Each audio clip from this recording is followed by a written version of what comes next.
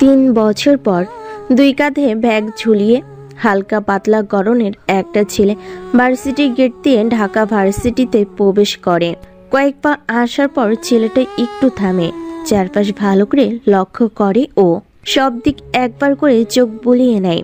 অনেক ঢিলে একটা কালো প্যান্ট, সাথে অ্যাশার ঘি কালারের হাতা লম্বা শার্ট।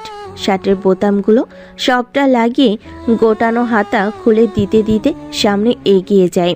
নিক্সন মার্কেট থেকে কেনা সাধারণ দুই ফিতওয়ালা চটি জুতোর যেন করুণ অবস্থা। ব্যাগটাও যেন বেশ পুরনো, হয়তো 5 বছর ধরে এমনই ব্যাগ বাড়িতে পড়েছিল।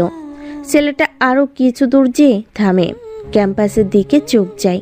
কয়েকজন বন্ধু সার্কেল গোল হয়ে বসে আড্ডা দিচ্ছে, কারো চুল লাল, কারো চুল হলুদ। ছেলেটা নিজের চুলগুলো একটু টেনে নাকের উপরে আনে।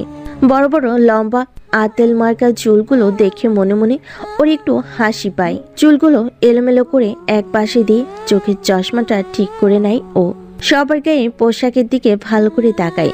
বোঝাই যাচ্ছে কত দামি পোশাক ওদের গায়ে।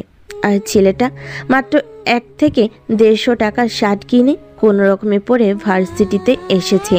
সে আরেকটু এগিয়ে অবাক হয়। কিছু ছেলে মেয়ে একে অপরের সাথে খুব কাছে বসে বসে গল্প করছে আর হাসছে। ছেলেগুলোর প্যান্ট এতটা ছেঁড়া থাকবে নতুন ছেলেটা একদমই আশা করেনি। নিজেকে বড্ড অসহায় মনে হচ্ছে ওর। পুরো ভার্সিটির সব স্টুডেন্টের পোশাকগুলো এত আকর্ষণীয়, সেই তুলনায় ছেলেটার কিছুই নেই। একদম ক্লিন শেভ, চোখে চশমা, চুলগুলো উস্কো খুস্কো। একটু এগুতেই খেয়াল করে কয়েকজন সাইকেল বয় ওর দিকে এগিয়ে আসছে। 5 জন ছেলে সাইকেল চালিয়ে আসছে। ছেলেগুলো সাইকেল গ্যাং নামেও ভার্সিটিতে পরিচয়। ছেলেটা কিছুটা ভয় পায়, এমনিতেই সে নতুন। তার উপর ওর বাবা একজন শহরের গরিব রিক্সা চালক, রহিম শেখ। ছেলেটাকে নিজেই রিক্সা করে নামিয়ে দিয়ে গেছে। ছেলেটাও মাঝে মাঝে বাবার অসুস্থতায় রিক্সা নিয়ে বের হয়।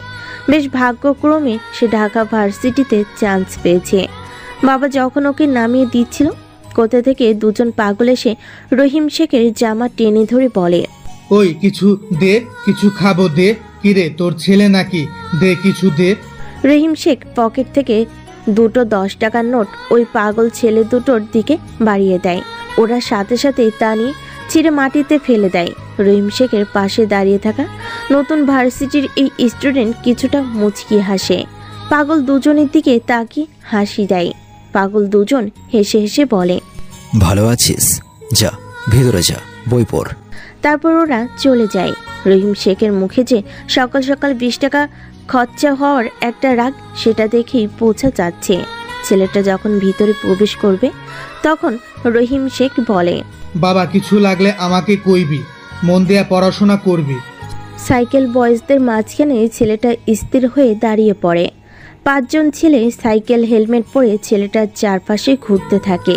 কিন্তু কেন তারা এভাবে ঘুরছে তার কারণ কেউ জানে না।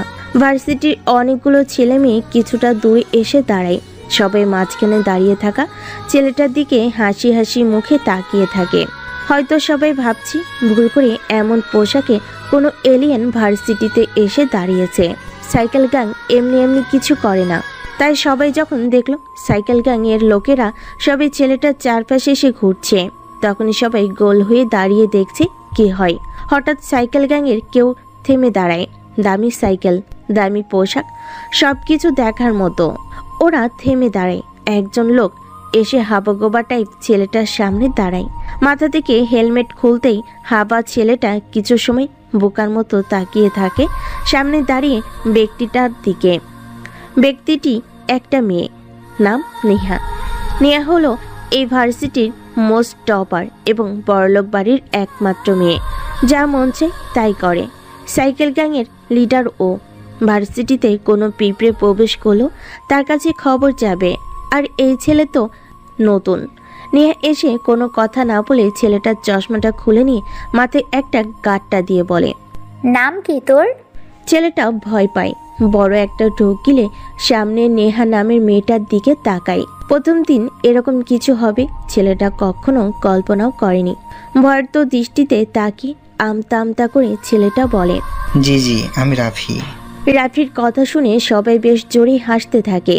এরকম ভয়ে কেউ কোনোদিন এই নেহাদের সামনে কখনো কথা বলেনি। সবাই রাফির এমন উত্তরে জোরে হেসে ওঠে। লিমন নামের একটা ছেলে নেহার পাশে এসে দাঁড়ায়। রাফিন শার্ট টেনে দিয়ে বলে, কি রে গান্ডু, কি পরে আসছিস? ডাস্টবিন চিনিস? ওহ, তোর তো চেনারই কথা। নিজেই তো একটা আস্ত ডাস্টবিন। চারপাশে তাকিয়ে ভালো করে দেখ, তোর মতো কাউকে খুঁজে পাচ্ছিস? পাবি না। এখানে সবার পোশাক দেখ, আর তোর পোশাক দেখ। বুঝছি না তোর মতো একটা মাল, মানে বলতে পারিস এলিয়েন, এখানে কিভাবে ঢুকলো? রাফি সবার দিকে তাকায়। আসলেই সবার পোশাক যথেষ্ট পরিপাটি আর দামি। সবার মধ্যে রাফিকে কেমন যেন ডাস্টবিনই মনে হচ্ছে। ভার্সিটির মেয়েরা ওর দিকে তাকিয়ে বেশ জোরেই হাসতে থাকে। রাফি মাথাটা নিচু করে কখন যে চুপিসারে কান্না করে দিয়েছে রাফি নিজেই জানে না। ঢিলে পোশাক, কেমন যেন সব অন্যরকম লাগছে ওর। আসলে সে কি ভুল করে এখানে এসে পড়েছে? নেহা হাসি হাসি মুখে বলে, সত্যি ভাই, তুই একটা মাল রে। কিভাবে এখানে তুই? তোর কোনো ছোট বোন বা ভাই পরে দেখা করতে আসছিস? শালা, কি ধরনের দেখতে লাগছে তোকে জানিস? যা বেরিয়ে যা, তোকে যেন কখনো ক্যাম্পাসে আমাদের সামনে না দেখি। সবে নেহার সাথে সহমত পোষণ করে জোরে জোরে হাসি দেয়। রাফি নেহার দিকে একবার তাকায়। শার্ট, টি শার্ট আর টাইট জিন্সের সাথে চুলগুলো গোছানো, মুখে হালকা মেকআপের প্রলাপনে মেয়েটাকে বেশ আকর্ষণীয় লাগছে। অতীব সুন্দরী মেয়েটা ভার্সিটির খ্যাত গরিব নতুন ছেলেটাকে নিয়ে টল করে হাসছে। দেখুন, আপনারা আমার সাথে এভাবে কথা বলছেন, আমি তো কিছুই চিনি না, নতুন এসেছি। ওরে, মালটা তো বেশ শুদ্ধ করেই কথা বলে। তা বাবা, তুমি কোন ডিপার্টমেন্টে? জি, ইংলিশ ডিপার্টমেন্ট। কি, তুই ইংলিশ ডিপার্টমেন্টে পড়িস? ভাইয়া। কোন বর্ষ? জি, প্রথম বর্ষ। রাফি আর কিছু বলে না। এমন অপমান সে কোনোদিন হয়নি। সে সবার দিকে একবার তাকায়, সবার ফ্যাশন হাই লেভেলে। রাফি আবারও মাথা নিচু করে নেয়। খুব কষ্ট পাচ্ছে ও। সবার দিকে আর না থাকিয়ে চলে আসবে, তখনই নেহা ডাক দেয়, তা বাবা রাফি, তোমাকে এখানে কে ভর্তি করিয়েছে? আমার বাবা। তোমার বাবা কি করেন? রিক্সা চালক। শালা পাঞ্চোদ, তোদের জন্য প্রতিদিন আমরা ঝামেলায় পড়ি। তোদেরকে মেরে জায়গা ছাড়া করব, বুঝেছিস? নেহার কথা বলা শেষে ওরা সাইকেল নিয়ে চলে যায়। সাইকেল চালিয়ে ওরা গেটের কাছে আসে। প্রতিদিনের মতো দুজন পাগলকে ওরা বসে থাকতে দেখে গেটের সামনে। একজন হাফ প্যান্ট পরা আর একজন ফুল প্যান্ট। তবে যে ফুল প্যান্ট পরে থাকে তার এক পায়ে প্যান্ট হাফ করাই, চুলগুলো ময়লা আর অনেক বড় বড় মাথার উপর জট পেকে আছে। মুখভর্তি দাড়ি গোফের কারণে ঠিকমতো চেনা যায় না ওদের। নেহারা সামনে আসতেই পাগল দুটো ওদের সামনে এসে দাঁড়ায়। অন্যমনস্ক থাকায় ওরা সবাই ওই দুজন পাগলের সাথে ধাক্কা লেগে হুড়মুড় করে পড়ে যায়। নেহার অনেকটা কেটে যায় হাতে। পাগলেরা জোরে জোরে হাসতে হাসতে বলে, কি মজা, কি মজা। ওরা পারে না সাইকেল চালাতে, ওই আমাকে দিবি, সাইকেল চালাবো, দে না দে না। নেহা উঠে দাঁড়ায়। মেজাজটা অনেক গরম। তার উপর পাগলদের এমন অত্যাচার প্রতিদিনই দেখতে হয় ওদের। লিমন আর আকাশ এগিয়ে আসে। প্রথম জনকে জোরে একটা খুশি দিয়ে বলে, না। পারে না চালাতে, কি মজা। মার খেয়েও একজন এমন হাসি দিয়ে কথা বলে। আকাশ এগিয়ে গিয়ে এসে তাকে ঘুষি মারতে যাবে, তখনই নেহা জোরে বলে ওঠে, ওই থাম নীলা, ম্যাম আসছে। আকাশ কথাটা শুনে চুপচাপ রাস্তার একপাশে দাঁড়িয়ে যায়, মাথাটা নিচু করে নেয়। নীলা ম্যাম হলো ভার্সিটির ইংলিশ টিচার, অনেক রাগী আর গম্ভীর। এখনো বিয়ে করেননি তিনি। ভার্সিটির অনেক স্টুডেন্ট তার সামনে ভয়ে থাকলেও পিছনে নীলাকে নিয়ে প্রেমপত্র লিখতে থাকে। নীলার বাবা মেহেরাব সাহেব এখন শহরের মেয়র। প্রভাবশালী বলেই নীলা রোজ নিজের গাড়ি করে ভার্সিটিতে আসে। ক্লাস ছাড়া তিনি তেমন কারোর সাথে কথা বলে না। সবাই অনেক বেশি ভয় পায়। নীলার গাড়িটা ওদের সামনে এসে থামে। সবাই ভয় নিয়ে মাথা নিচু করে দাঁড়িয়ে থাকে। নীলা গাড়িটা ব্রেক করে নেমে দাঁড়ায়। ঘন কালো চুল, রোজ দামি শাড়ি পরে, চুলগুলো বেশ সুন্দর করে সাইজ করে খুলে, চোখে চশমা পরে ভার্সিটিতে আসেন, পায়ে হাই হিল, আজকে নীল শাড়ি, চোখে কালো স্টুডেন্ট চশমা। চুলগুলো খোলা রেখে তিনি গাড়ি থেকে নেমে দাঁড়ায়। ছেলেগুলো এক পলক তাকিয়ে আবারও মাথা নিচু করে নিল। নীলা গাড়ি থেকে নেমে গালে হাত দিয়ে বসে থাকা হাসি হাসি মুখের পাগলটার দিকে তাকিয়ে রইল। প্রতিদিন নীলা এ পথে যাওয়ার সময় বেশ কয়েকদিন লক্ষ্য করেছে একটা পাগল ওর দিকে মায়াবী আর অপলক দৃষ্টিতে তাকিয়ে থাকে। প্রথম পাগল দুটোকে নীলা দেখেনি, কিন্তু আজ 8 মাস ধরে নীলা একদিন ভার্সিটিতে আসার পথে দুজন পাগলকে ভার্সিটির সামনে বসে থাকতে দেখে। এরপর প্রায়শই খেয়াল করে দেখেছি ওদের মধ্যে একজন রোজ নীলার দিকে তাকিয়ে থাকে। প্রথমে নীলা ভাবতো এটা ভুল, কিন্তু যতক্ষণ না নীলা আড়াল হবে ততক্ষণ ওই পাগলটা নীলার দিকে তাকিয়ে থাকে। নীলা লুকিং গ্লাসে বহুবার এটা খেয়াল করেছে। আরও একটা ব্যাপার খেয়াল করেছি, যখন নীলার দিকে তাকায় ওই লম্বা করে পাগলটা, তখন পাগলামির কোনো বহিঃপ্রকাশ নীলা অবধি দেখেনি। একদম শান্তশিষ্ট, চুপচাপ এবং স্বাভাবিক হয়ে তাকিয়ে থাকে নীলার দিকে। একদিন নীলা নিজ থেকে ওদের সামনে এসে দাঁড়ায়। স্বাভাবিক মানুষের মতো নীলাকে দেখে একজন মাথা নিচু করলো। লম্বা গোছের পাগলটা নীলার চোখের দিকে স্বাভাবিক হয়ে তাকিয়েছিল। নীলা সেদিন বলে, কিছু খাবি? ওরা দুজন কোনো কথা বলেনি, আর নীলাও কোনো প্রকারের পাগলামো দেখেনি। শেষে নীলা গাড়ি থেকে টিফিন বক্সটা ওদের সামনে এনে দিয়ে যায়। তারপর যখন চলে যায়, সেই পাগলটা নীলার দিকেই চেয়ে থাকতো। নীলা গাড়ি থেকে নেমে দুজন পাগলের কাছে যায়। যে নীলার দিকে তাকিয়ে থাকতো সেই পাগলটা গালে হাত দিয়ে বসে আছে, কারণ লিমন তাকে ঘুষি মেরেছে, তাই গালের অনেকটা কেটে গেছে। নীলা কাছে আসতেই পাগলটা অপলক দৃষ্টিতে তাকিয়ে আছে। নীলা ওর ভ্যানিটি ব্যাগ থেকে রুমাল বের করে মুখটা মুছে দেয়। তারপর গম্ভীর গলায় লিমনকে ডাক দেয়। লিমন। সরি ম্যাম, আমরা কিছু বলিনি। প্লিজ ম্যাম, কিছু বলবেন না। তুমি চুপ করো। তোমাদের বাথরুম সব খবর আমার কাছে আসে। পড়াশোনাতে ভালো বলে ভেবো না সবকিছু ক্ষমা করে দেব। আসলে ম্যাম, ওরা দুজন হট করে সামনে আসে। দেখুন না নেহার কতটা কেটে গেছে। তোমাদের মতো ওরা বোঝে? বলো। মুখে মুখে কথা বলিস। তাহলে কেন ওকে মারলে? লিমন, সরি বলো। যাও, সরি বলো ওদের। তোমাদের থেকে বয়সে ওনারা বড়। যতই পাগল হোক, যেন কোনো বেয়াদবি আর না দেখি। লিমন এসে সরি বলে, কিন্তু সবাই অবাক হয়ে ওই পাগলটা হাতের রুমাল নিয়ে রুমালের দিকেই তাকিয়ে আছে। এরপর সবাই চলে যায়। নীলা গাড়িতে উঠতে যাবে, তখন এই পাগলটা দৌড়ে নীলার পাশে এসে দাঁড়ায়। একদম যেন সব স্বাভাবিক হচ্ছে, কোনো রকম পাগলমো ছিটে ফোটাও নীলা আর ওদের মধ্যে দেখছে না। কি হয়েছে? কিছু লাগবে তোদের? আচ্ছা, সকাল থেকে কিছু খাইস না তাই তো? ওকে দাঁড়া, খাবার দিচ্ছি। না। প্রথমবার নীলার সাথে কথা বলে ওঠে, আর না শব্দটা খুব সাধারণভাবে বলে ওঠে। নীলা কিছুক্ষণ অবাক হয়ে তাকিয়ে থাকে ওদের দিকে। আচ্ছা, আমার ক্লাস আছে, যাচ্ছি। তোদের কোনো সমস্যা হবে না আর। নীলা চলে আসে। নীলা গাড়িতে বসতে দেখে পাগলটা ওর দিকে তাকিয়ে আছে, হাতে রুমাল। নীলা এগিয়ে যেতে থাকে। লুকিং গ্লাসে দেখে তখন ওই পাগলটা ওর দিকে চেয়ে আছে। নীলা 3য় বর্ষের প্রথম class, English department. Neha, Limon, Akash, Anu, Shahid আর সুমন বেশ মনোযোগী ক্লাসে। ওরা বাইরে বাথরুমও করলো। কেবল পড়ার সময় ওরা ভালো থাকে। ক্লাস শেষ করে আবারও সবার পিছনে লাগে। সবাই ক্লাসে নীলা ম্যামের জন্য বসে আছে। কেউ একবার দরজার দিকে তাকায়, আরেকবার কেউ বাইরে এসে দেখে নীলা ম্যাম আসছে কিনা। শেষে ঘন্টা পড়ে যায়, এখনই নীলা ম্যাম আসবে। সবাই দরজার দিকে তাকিয়ে আছে। একটা কালো ছায়া সবাই দেখতে পায়। ছায়াটা দেখে সবাই যখন দাঁড়াতে যাবে, দেখে সকলে সেই গান্ডা আতেল আবাল মার্কা রাফি নামের ছেলেটা ভিতরে প্রবেশ করছে। নেহা অবাক হয়ে তাকিয়ে থাকে। একটু আগেই তো এই ছেলেটা বলল প্রথম বর্ষে পড়ে, তাহলে হঠাৎ 3য় বর্ষে?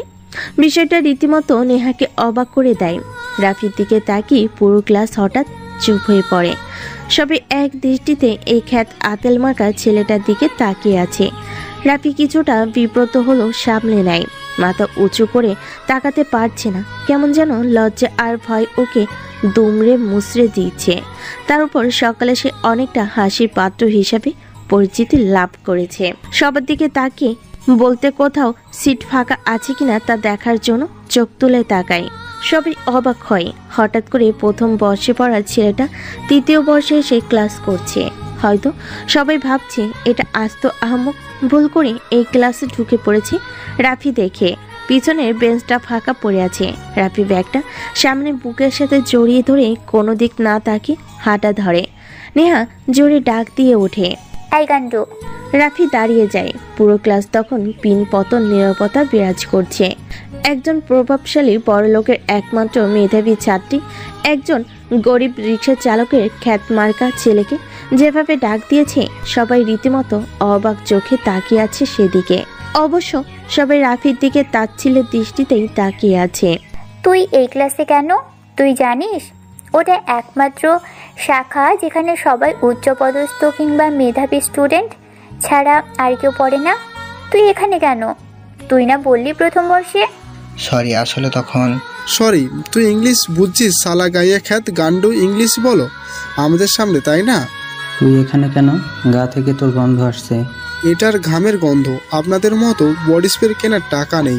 এত সাহস কি করে হয় তোর? লিমন কথাটি বলে রাফির জামার কলার টেনে ধরে। আকাশ ওর ব্যাগটা কেড়ে নিয়ে ফ্লোরে ছুঁড়ে মারে।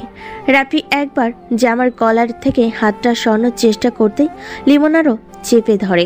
এক হাতে রাফির জামার কলার ধরে আরেক হাতে রাফির গাল টিপে ধরে বলে, ম্যাম এসেছে রে।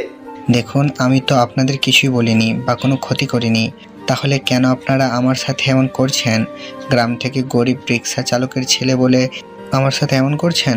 লিমন আর কোনো কথা বলে না। জোরে একটা রাফির গালে চড় দিয়ে গালি দিয়ে ওঠে। রাফি কয়েকবার পিছিয়ে যেয়ে গালে হাত দিয়ে নিচু হয়। পড়ে থাকা ব্যাগটা হাতে নিয়ে কিছুক্ষণ ওদের সবার দিকে তাকিয়ে থাকে। নেহা বলে, বেশি ভাব দেখাবি না। তোর মতো স্টুডেন্টকে বেশ ভালো মতো চিনি। পড়াশোনা যে কেমন তোর বোঝাই হয়ে গেছে। রাফি নেহার দিকে এগিয়ে আসে। তখনও চোখ নিচু করে চেয়ে আছে ও। নেহার দিকে মাথা উঁচু করে তাকায়।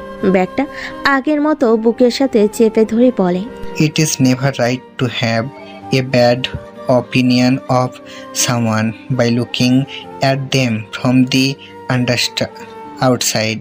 People are all talented like themselves. Someone gets a chance to show. Again, no one gets. Learn to respect people. I hope you understand.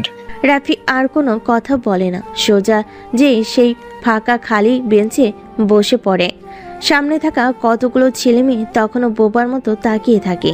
যেমনটা ভেবেছিল সবাই রাফিকে, ঠিক রাফি তেমন নয়। রাফি সোজা নিজের জায়গায় এসে বসে। জানালাতে ও বাইরে তাকায়।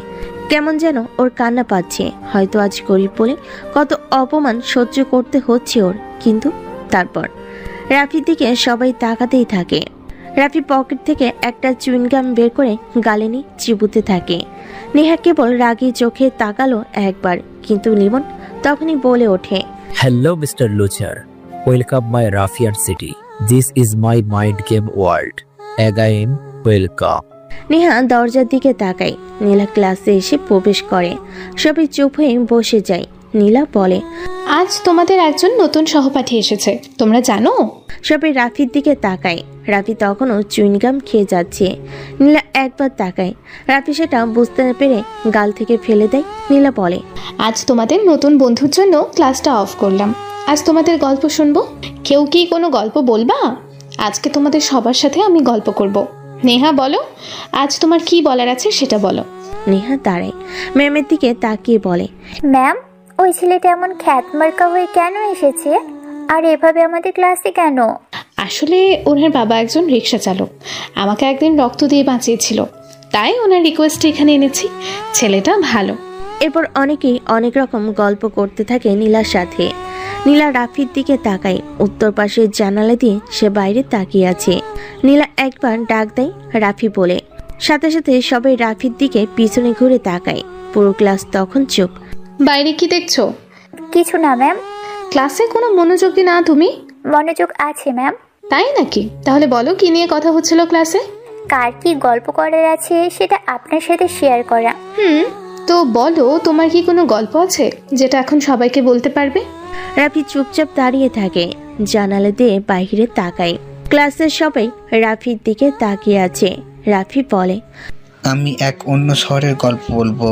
যার নাম রাফিয়ানের শহর, যেখানে একজনই লোক ছিল, যে ছিল leader, the king of ruffian, mister Niloy. Nila বসা থেকে উঠে দাঁড়ায়। রাফির কথা শুনে সবাই একটু বেশি কৌতূহল হয়ে চেয়ে থাকে। রাফি আবার বলে, নিলয় ছিল রাফিয়ান জগতের একজন রাজা। ছোট থেকে সে একটা মেয়েকে ভালোবাসতো। মেয়েটার নাম ছিল নীলা। নীলা ছিল শহরের পুলিশ কমিশনারের মেয়ে, আর নিলয় ছিল শহরের টপ মাস্তান। নিলয় নীলাকে ভালোবাসতো।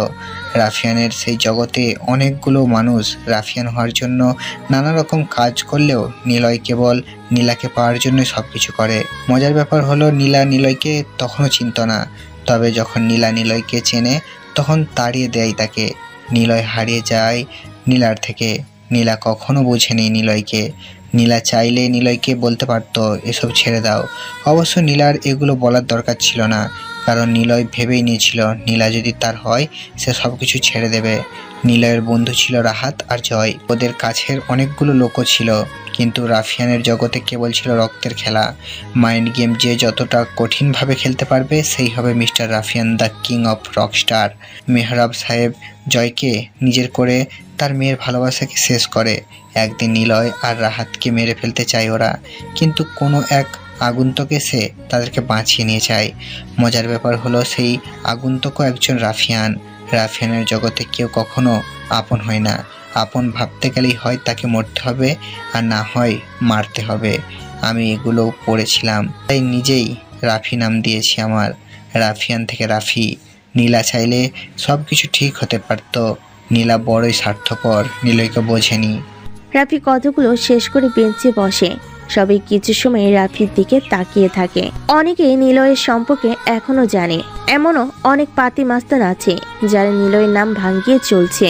নিলয় মাস্তান জগতের রাজা ছিল বলে সবাই তাকে ব্যবহার করেছে। কেবল নিলয় কখনো পারেনি নিজেকে ব্যবহার করতে। নীলা রাফির কথা শুনে চুপ থাকে, কিছু না বলে ক্লাসরুম থেকে বেরিয়ে যায়। নীলা মনে করার চেষ্টা করে নিলয়ের সাথে কতগুলো ঘটনা। নিলয়কে সে অপমান করে তাড়িয়ে দিয়েছিল। নিলয়কে সে চাইলে নিজে করে রাখতে পারত, কিন্তু নীলা করেনি। এই ওঠ, বেঞ্চ থেকে ওঠ। রাফির শার্ট টেনে ধরে নেহা আর লিমন বেঞ্চ থেকে ওঠায়। রাফি কোনো কথা বলে না। রাফি মনে করার চেষ্টা করে ওর সাথে অতীতে অনেক ঘটনা আজ তাকে চুপ করিয়ে দিয়েছে। কাচুমাচু হয়ে রাফি বলে, ভাইয়া দেখুন আমাকে কেন এমন জ্বালাচ্ছেন, আমি কি করেছি? তখন আমাকে ইংলিশে অনেকগুলো জ্ঞান দিয়েছিস, বেশ কথা জানিস। তোকে ভালোবেসে ফেলেছি, আমার সাথে প্রেম করবি? নেহার এমন কথা শুনে রাফি বোকার মতো তাকায়। রাফি বুঝে উঠতে পারে না নেহা কেন এমন করে কথা বলছে। লিমন নেহার কথা শুনে বলে, সত্যি দোস্ত, তুই এই হিরো দেখতে ছেলেটাকে ভালোবেসে ফেলেছিস? আহা। সত্যি। তুমি কি আমাকে ভালোবাসবে রাফি? রাফি কোনো কথা বলল না। ব্যাগ নিয়ে ক্লাসরুম থেকে বেরিয়ে আসে। একটু দূরে আসতেই রাফিকে নীলা ম্যাম ডাক দেয়। রাফি নীলার সামনে এসে দাঁড়ায়। তোমার আব্বু রক্ত দিয়ে আমাকে বাঁচিয়েছিল বলে তোমাকে ভার্সিটিতে এনেছি। মন দিয়ে পড়াশোনা করবা। এসব রাফিয়ান নাকি কী সব যেন একদমই ভাববে না। জি ম্যাম। আর তুমি যে লেখাগুলো পড়েছো সেই বইটা আমাকে দিও, আমিও পড়বো। বই তো নেই ম্যাম। তার মানে? নিলয় নিজেই আমাকে বলেছে সব। মানে? It is mind game. Rafi ব্যাগটা কাঁধে নিয়ে সিঁড়ি দিয়ে নিচে নেমে আসে। নীলা রাফির দিকে হাঁ করে তাকিয়ে থাকে। নিলয় কোথায়? প্রশ্নটা সে নিজেই নিজেকে করে। নিলয়কে সে কত খুঁজেছে পায়নি। একটা সময় সে নিজেই ভেবেছে নিলয়কে কেন খুঁজেছি, কিন্তু কোনো প্রশ্নের উত্তর সে পায়নি। নীলা নিজের রুমের দিকে এগিয়ে যাবে। কতগুলো গাড়ি ভার্সিটির ভিতর প্রবেশ করছে। নীলা বিরক্ত নিয়ে তাকায় সেদিকে, কারণ গাড়িগুলো সব জয়ের। নীলা উপর থেকে নিচে নেমে আসে।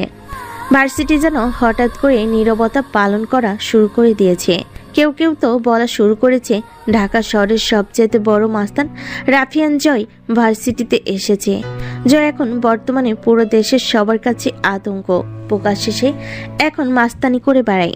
নিলয়কে সেও খুঁজছে। কেবল সে নয়, নিলয়কে সাকিব, ফায়াজ, মেহরাব সবাই খুঁজেছে, কিন্তু নিলয়ের কোনো অস্তিত্ব নেই এই শহরে বা দেশের মধ্যে। প্রথম 1 বছর ওরা সবাই ভয় নিয়ে কাটিয়েছে। নিলয় ফিরেনি। তারপর জয় হয় মিস্টার রাফিয়ান জগতের সবার লিডার। জয়ের নাম শুনে সবাই ভয়ে পালিয়ে যায়। রাফি নিচে দাঁড়িয়ে থাকে। নীলা ম্যাম কিছুটা দূরে এসে দাঁড়ায়। জয় চুইংগাম চিবোতে চিবোতে নীলার সামনে আসে। ভার্সিটির প্রিন্সিপাল জয়ের কাছে এসে স্যার স্যার করতে থাকে। জয় মুচকি হাসে, নীলার সামনে এসে দাঁড়ায়, কিছুক্ষণ তাকিয়ে থেকে বলে, দেখো নীলা, তোমাকে ভালোবাসি। রাফিয়ানির এই রাজ্যে আমার মতো রাজার একটা সঙ্গী দরকার, আর সেটা হলে তুমি। তোমার বাবার মানে মেহরাব সাহেব রাজি, শুধু তুমি আমাকে আজ কতটা মাস ঘুরাচ্ছ। আমি খারাপ, তবে আমি চাই না তোমার সামনে খারাপ হতে। তোমাকে দেখতে ইচ্ছে হচ্ছিল, তাই চলে এসেছি। তুমি আমার সামনে কখনো আসবে না, আমার তোমাকে পছন্দ না। আর না আমি বাবার কথা শুনবো। বাবার কথা শুনে নিলয়কে হারিয়েছি। নিলয় বেঁচে নেই। হ্যালো নিলয়। জয় কথাটা শুনে ঘুরে তাকায়। পিছনে দাঁড়িয়ে রাফি ফোনে কথা বলার ভঙ্গিতে নিলয় বলেই ডেকে ওঠে। জয় সাথে সাথে রাফিকে ডাক দেয়। এই ছেলে, এদিকে আয়। ফোন দে তোর। কেন? আমাকে চিনিস? না, আপনি কে? তবে দেখে তো মনে হয় পাতি মাস্তান হবে। জয় অবাক হয়ে তাকায় এই খ্যাত ছেলেটার দিকে। পা থেকে মাথা অব্দি তাকিয়ে দেখে ও এই সামান্য নাদান মার্কা ছেলে কিনা জয়কে পাতি মাস্তান বলো। জয় মুচকি হাসতে থাকে। কোমরে থাকা কোটে ঢাকা পিস্তলটি বের করবে, তখনই নীলা থামায়।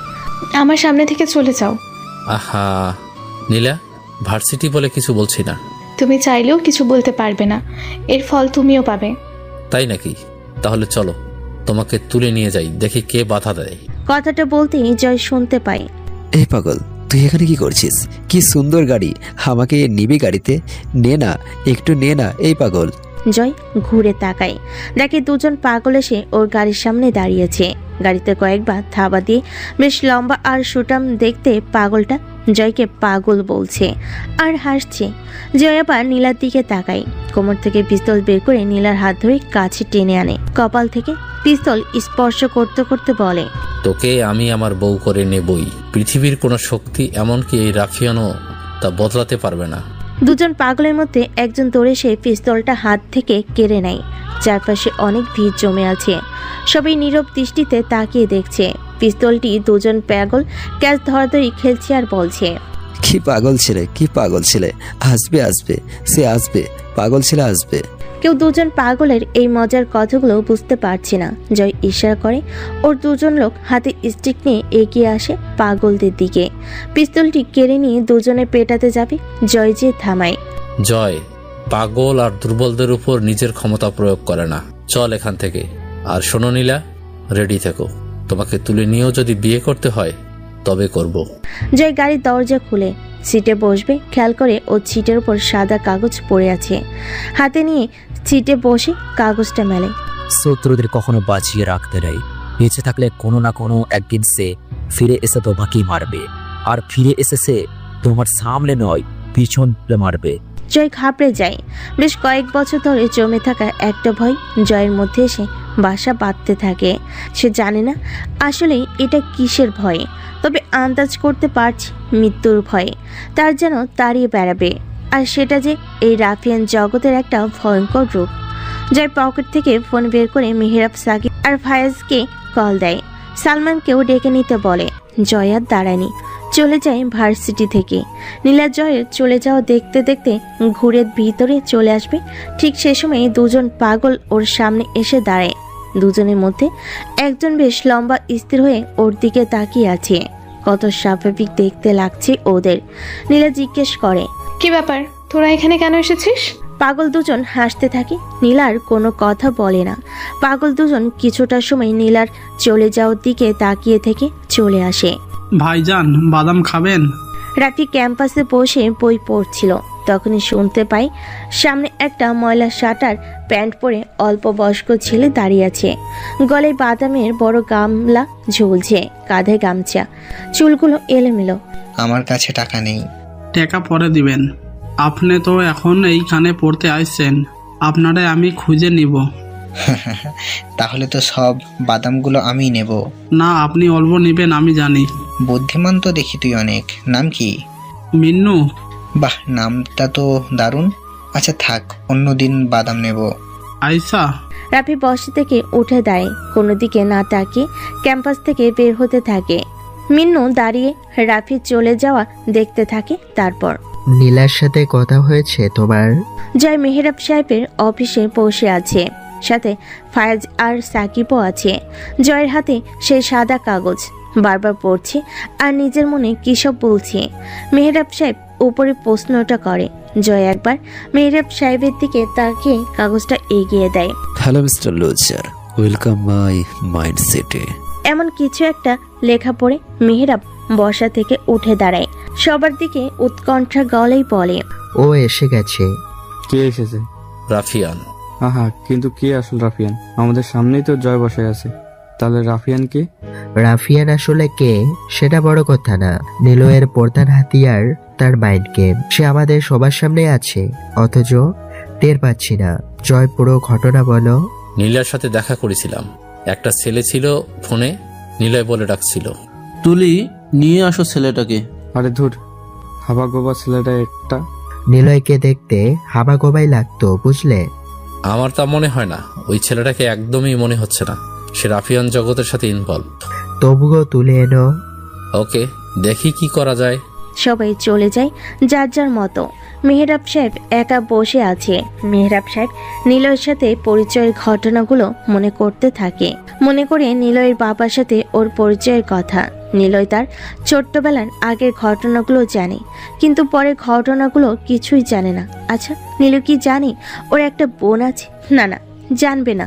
ওর বোন তো আমার কাছেই আছে, সবার আড়ালে। যদিও সে সবার সামনে আছে, কিন্তু তাকে কেউ চেনে না। মেহরাব সাহেব বসা থেকে উঠে দাঁড়ায়। কয়েকবার পায়চারি করে ভাবতে থাকে সেদিন রাতের ঘটনা।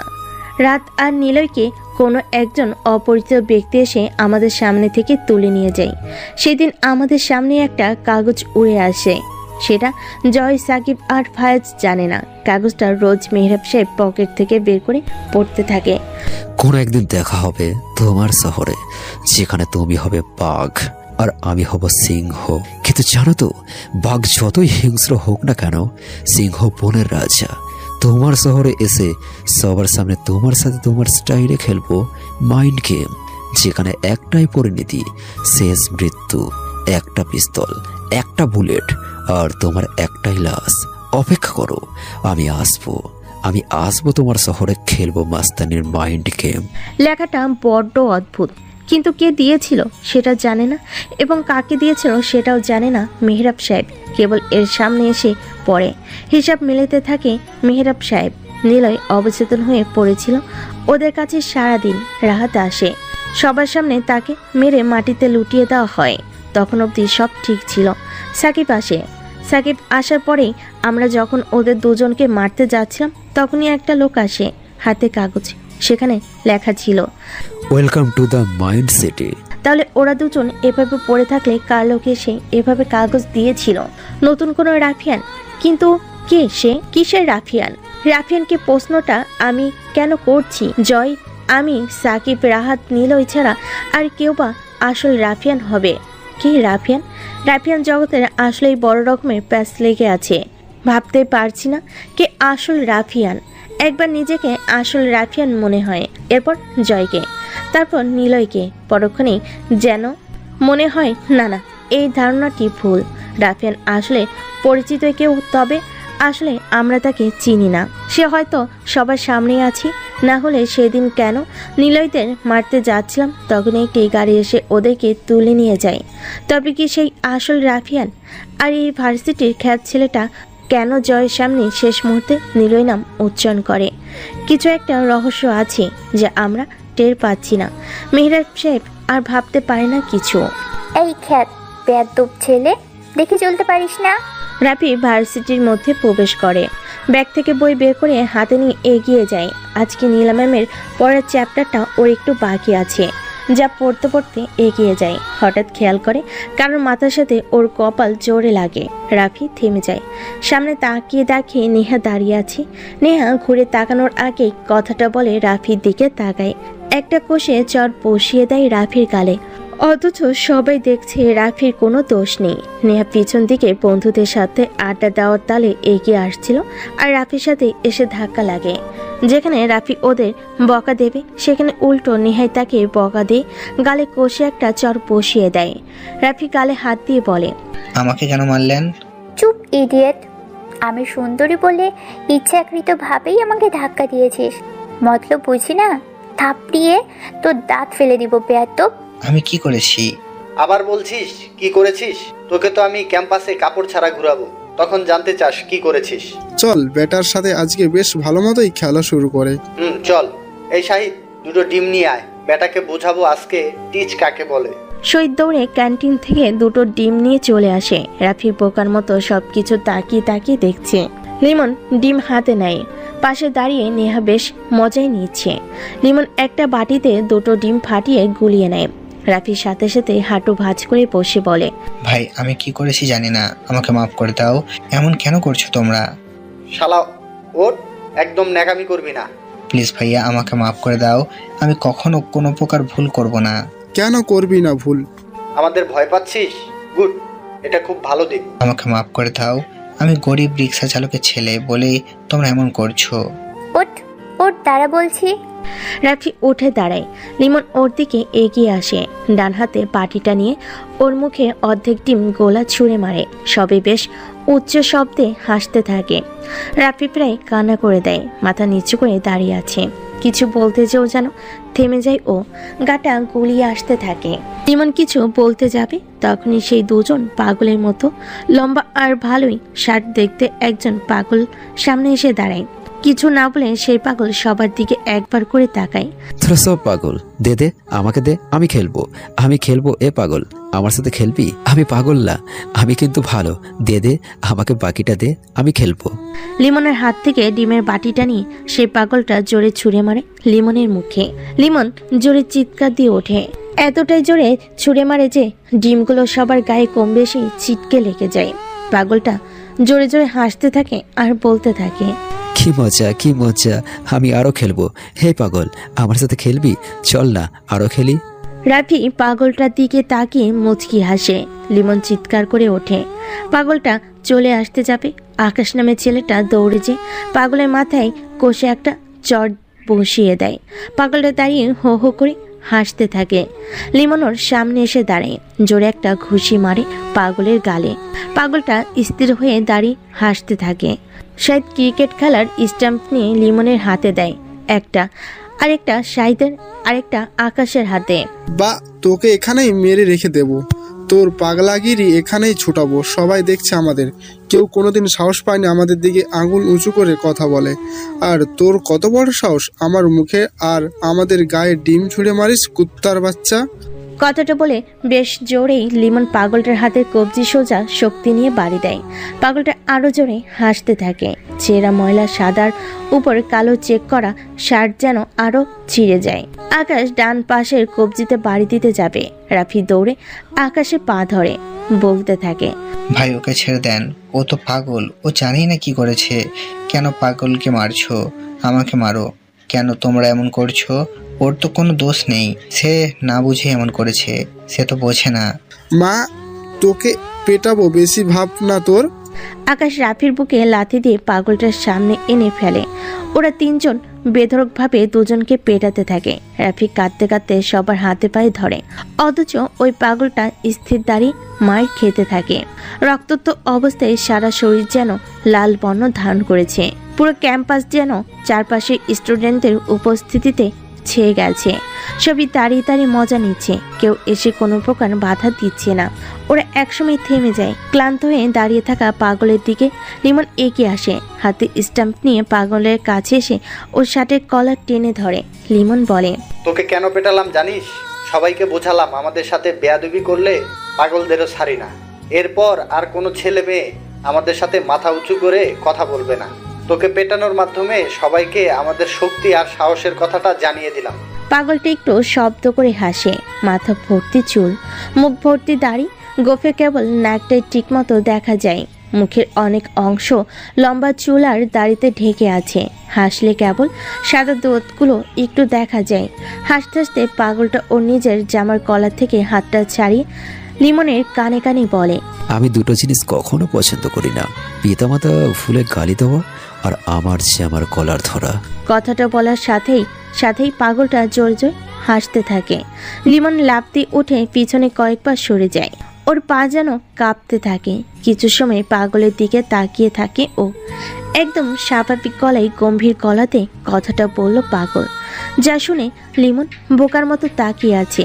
লিমন স্টাম্প তুলে আবারও পেটা যাবে, দেখে কতগুলো বাইক ভার্সিটিতে প্রবেশ করছে।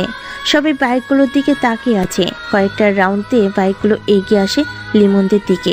পাগলটা রাফির হাত ধরে বসা থেকে টেনে তোলে। প্রথম বাইকে একজন লোক বসে আছে, পিছনে দুজন করে লোক বসা। প্রথম বাইকটা লিমনদের সামনে এসে দাঁড়ায়। বাইকের ওপর হেলমেট খুলতে দেখে সেখানে জয় বসে আছে। জয়কে দেখে উপস্থিত ছাত্রছাত্রীরা যেন কয়েক পা ভয়ে পিছিয়ে যায়। লিমনরা সহ সবাই ভয়ে পিছিয়ে যেয়ে দাঁড়ায়। জয় সোজা এসে রাফির সামনে দাঁড়ায়। পা থেকে মাথা অবধি দেখে ও সারা গায়ে রক্তাক্ত হয়ে আছে। জয় বলে, একে কে এই অবস্থা করেছে? তোদের হাতে স্টাম্প দেখছি। কেউ কোনো কথা বলছে না। মাথা নিচু করে দাঁড়ায় সবাই। জয় চিৎকার করে ওঠে, আবার একই প্রশ্ন করে। লিমন ভয়ে একবার ঢোকিলে বলে, জি ভাই, আমি করেছি। জয় ঘুরে তাকায় পিছনে। লিমনের দিকে তীক্ষ্ণ দৃষ্টিতে তাকিয়ে বলে, কেন, ওর কি দোষ? লিমন কোনো কথা বলে না। জয় প্রসঙ্গ পাল্টে বলে, এই পাগলটাকে কেন পিটিয়েছিস? ও আমাদের সাথে বেয়াদবি করেছিল। জয় যে সাথে সাথে আকাশের গালে কষে চড় দেয়, বলে, পাগল আর দুর্বল লোকদের মারাটা আমি পছন্দ করি না। আচ্ছা, যা করেছিস ভালো করেছিস। রাফিকে নিয়ে যাচ্ছি, কারো কোনো সমস্যা আছে? আর তোদের নাম কি, কি করিস জানার দরকার নেই। মেহরাব সাহেবের অফিসে চলে আসবি, তোদেরকে আমার লোক বানাবো। ভালো কাজের ছেলে মনে হচ্ছে তোরা। জয় কথাগুলো বলে রাফিকে বাইকের পিছনে তোলে। রাফি পাগলটার দিকে একবার তাকায়। পাগল কিছু বলে না। জয় রাফিকে নিয়ে চলে যায়। লিমন পাগলটার দিকে এগিয়ে আসতে যাবে, দেখে আরেকটা পাগল এসে তাকে টানতে টানতে নিয়ে যায়। আকাশের সাহিত লিমনের কাছে আসে। লিমন পাগল দুজনের দিকে তাকিয়ে থাকে, চোখের সামনে থেকে চলে যা অবধি। আকাশ লিমনকে প্রশ্ন করে, কি ব্যাপার, তুই ওভাবে ওদের দিকে তাকিয়ে আছিস কেন? আমার না ভয় করছে, জয়কে নিয়ে আমাদের কোনো অফিসে ডাকবে। কিছু হবে না, জয়কে সবাই ভালো বলে চিনে। সে যা করে তার সাথে সাথেই করে। তোদেরকে কিছু করার থাকলে জয় এখানেই করতো বা মেরে ফেলতো, কিন্তু সে করেনি। তার মানে সে সত্যিই ওর কাজের জন্য তোদেরকে ডাকছে। ইয়াহু, কতদিনের ইচ্ছে ছিল রাফিয়ান হব। কি রাফিয়ান হবি মানে? এই জানিস রাফিয়ান হওয়াটা কত কঠিন? আর দাবা খেলার মতো কঠিন চাল দিতে হয় প্রতিটা মুহূর্তে। আমাদের মাথায় এসব ঢুকবে না। রাফিয়ানের লোক হতে পেরেছি, এটাই অনেক। কি ব্যাপার লিমন, তুই এভাবে তাকিয়ে আছিস কেন পাগলদের চলে যাওয়ার দিকে? আর চুপ কেন তুই? জানি না কি হয়েছে, ওরা পাগল না। কি হাসালি মামা, দারুণ জোকস। না রে, সালমান ভাইয়ের নাম্বার আছে না? ফোন দে, আমি কথা বলবো। কেন? ওনারা নাম্বার নিয়ে কি করবি? দরকার আছে। পাগল দুটোকে সালমান ভাইকে দিয়ে তুলে নিয়ে যাব। কিছু একটা রহস্য আছে, আমাকে জানতে হবে। পাগলটা তোর কানে কানে কি বলছিল? বলেছিল চল গাঞ্জা খাই। কি যাতা বলছিস? পাগলদের নিয়ে পড়লি কেন? কল দিতে বললাম, দে, বাকিটা দেখছি। সালমান মেহরাব সাহেবের সাথে বসে আছে। ওর ফোন বেজে ওঠে। মেহরাব সাহেব রিসিভ করতে বলে। সালমান রিসিভ করতে লিমন সবটা বুঝিয়ে বলে। নীলা গাড়ি নিয়ে ভার্সিটিতে প্রবেশ করবে। ঠিক সে সময় জানালা দিয়ে তাকিয়ে দেখে দুজন পাগল বসে আছে। একজনের গায়ে রক্ত লেগে আছে, তবু সে পাগলটা স্থির হয়ে বসে আছে। নীলা গাড়ি থামায়, পাগলদের দিকে গাড়ি থেকে নামে। পাগল দুজনের মধ্যে যার গায়ে রক্ত লেগে আছে সে বসা থেকে উঠে দেয়। চুপচাপ স্থির হয়ে নীলার দিকে তাকিয়ে থাকে। কি হয়েছে তোমার? এভাবে সারা গায়ে রক্ত কেন? কে মেরেছে তোমায়? কেউ কোনো কথা বলে না। নীলা পাগলটার গালে হাত দিয়ে ঘুরিয়ে ফিরিয়ে দেখতে থাকে। বেশ ভালো মতোই আহত হয়েছে পাগলটা। নীলা বলে, আচ্ছা চিন্তা করো না, তোমাকে হসপিটালে পাঠাচ্ছি, তুমি ঠিক হয়ে যাবা, আসো। নীলা সামনে এগিয়ে যায়, কিন্তু ওই পাগলটা সেখানেই দাঁড়িয়ে থাকে। নীলা পিছনে ঘুরে তাকায়, আবার বলে, কি হলো, আসো। পাগলটা তখনও দাঁড়িয়ে আছে। নীলা এগিয়ে আসে, পাগলের হাতটা ধরে টেনে নিয়ে যেতে থাকে। গাড়ির কাছে এসে নীলা তার ড্রাইভারকে বলে হসপিটালে নিয়ে যেতে। পাগলটা নীলার হাত শক্ত করে ধরে। নীলা প্রথমে ছাড়িয়ে নিতে যায়, কিন্তু এতটাই শক্ত করে ধরে যে ছাড়াতে ব্যর্থ হয়। তুমি যাও, ড্রাইভার তোমাকে ঠিকমতো হসপিটালে পৌঁছে দেবে, সেখানেই থাকবেও। না। পাগলটা নীলার সাথে প্রথমবার কথা বলে ওঠে। অস্পষ্টভাবে না বলে ওঠে পাগলটা। নীলা বুঝে যায় এই হাত এখন পাগলটা ছাড়বে না, তার মানে ওর সাথেই হসপিটালে যেতে হবে। নীলা পাগলের সাথে গাড়িতে উঠে বসে, আর একটা পাগলও গাড়িতে ওঠে। নীলার আঙ্গুলের মধ্যে পাগলটা তার নিজের আঙ্গুল প্রবেশ করে আঁকড়ে ধরে। নীলা গাড়ির মধ্যে তা ছাড়িয়ে নেওয়ার চেষ্টা করে, কিন্তু আবার ব্যর্থ হয়। গাড়ি চলতে থাকে। এক পর্যায়ে নীলা খেয়াল করে পাগলটা ওর কাঁধে মাথা রেখে শুয়ে পড়েছে। নীলা সরে আসে, কিন্তু পাগলটা তখন সেন্সে নেই। হয়তো গা থেকে অধিক রক্ত বের হওয়ার ফলে সে জ্ঞান হারাতে যাচ্ছে। নীলা এগিয়ে এসে পাগলের মাথাটা ওর কাঁধেই রাখে। নীলা ভাবে পাগলের মাথা থেকে হয়তো বোটকা গন্ধ আসবে নাকে, হয়তো কোনোদিন গোসল না করার জন্য এমন হবে। কিন্তু না, নীলা অবাক হয়, কি সুন্দর শ্যাম্পুর গন্ধ নীলার নাকে ভেসে আসতে থাকে। নীলা কিছুক্ষণের জন্য অবাক হয় পাগলের কথা ভেবে। গাড়ির মধ্যে ওই পাগলটা নীলার দিকে এক দৃষ্টিতে তাকিয়ে আছে, অথচ কোনো প্রকার পাগলামো করছে না। একদম চুপচাপ পায়ের ফাঁকে হাত গুজে চুপটি করে বসে আছে, যেন মনে হচ্ছে দুজন ছোট্ট বাচ্চা বসে আছে। নীলা হসপিটালের দিকে যাচ্ছে, এদিকে মেহরাব সাহেব বসে আছে। চোখে মুখে বেশ বড় ধরনের চিন্তা কাজ করছে। বেশ জোরে দরজায় টোকা মারা শব্দ আসতে থাকে। মেহরাব সাহেব দরজার দিকে তাকায়। নীল রঙের কোট পরা একজন ভদ্রলোক দাঁড়িয়ে আছে। মেহরাব ইশারায় ভিতরে আসতে বলে। লোকটা বেশ হন্তদন্ত হয়ে মেহরাব সাহেবের দিকে এগিয়ে আসে। মেহরাব সাহেবের অনুমতি ছাড়াই টেবিলে রাখা এক গ্লাস পানি ঢকঢক করে খেয়ে নেয়। গ্লাস রাখতে রাখতে বলে, স্যার আমি শেষ, পথে বসে যাব। অগ্রণী ব্যাংক বাংলাদেশ লিমিটেড এর মালিক আমি। গত 3 দিনে 47 কোটি টাকার মতো আমাদের সবগুলো অ্যাকাউন্ট হ্যাক করে নেওয়া হয়েছে। কি আপনি কি আহমেদ নাজিদ? জি স্যার, আমি শেষ। এত টাকার হিসাব মেলাতে পারছি না। দেশে কয়েকদিন আগে বড় বড় ব্যাংকের টাকা হ্যাক হয়েছিল, সেজন্য অনেকেই আমাদের ব্যাংকে এসে টাকা রাখে। এখন আমাদের পথে বসতে হবে। আপনি ওই কেসটা সামলেছিলেন বলে আপনার কাছে আসলাম। লোকটা চলে যায়। মেহরাব সাহেব বোকার মতো বসে থাকে। জয় কি তাহলে আবার হ্যাক করা শুরু করেছে? সে কি গাধা নাকি? এখন সে কেন এমন করবে? কি দরকার বুঝলাম না। জয় আসলে জানা যাবে। তারপর নীলা হসপিটালের সামনে এসে দাঁড়ায়। ডক্টরদের ডাকেও তখনও নীলার হাত ধরে আছে পাগলটা। স্টেজে ওঠানোর পরও নীলার হাত চায়নি পাগলটা। ডক্টররাও চেষ্টা করে ফেল হয়। শেষে একজন ডক্টর বলে, সরি ম্যাম, আপনাকেও আমাদের সাথে যেতে হবে আর পেশেন্টদের সাথে থাকতে হবে। নীলা পরিস্থিতি বুঝতে পেরে ডক্টরদের সাথে কেবিনে প্রবেশ করে। ডক্টররা ট্রিটমেন্ট করে পাগলের জ্ঞান ফেরান। জ্ঞান ফিরে দেখে নীলা হাত সে তখনও ধরে আছে। নীলা বলে, কেমন আছো? পাগলটা কোনো কথা বলে না, নীলার হাত ছেড়ে দেয়। পরিষ্কার হাতে যেন দাগ বসে গেছে। সে কখন থেকে আঁকড়ে ধরেছিল ওর হাত। নীলা হাত উঁচু করে ভালো করে দেখতে থাকে। তখন শুয়ে থাকা পাগলটা বলে, সরি। নীলা পাগলটার দিকে তাকায়। পাগল ইংলিশও জানে না, মানে স্বাভাবিক করে কথা বলছে।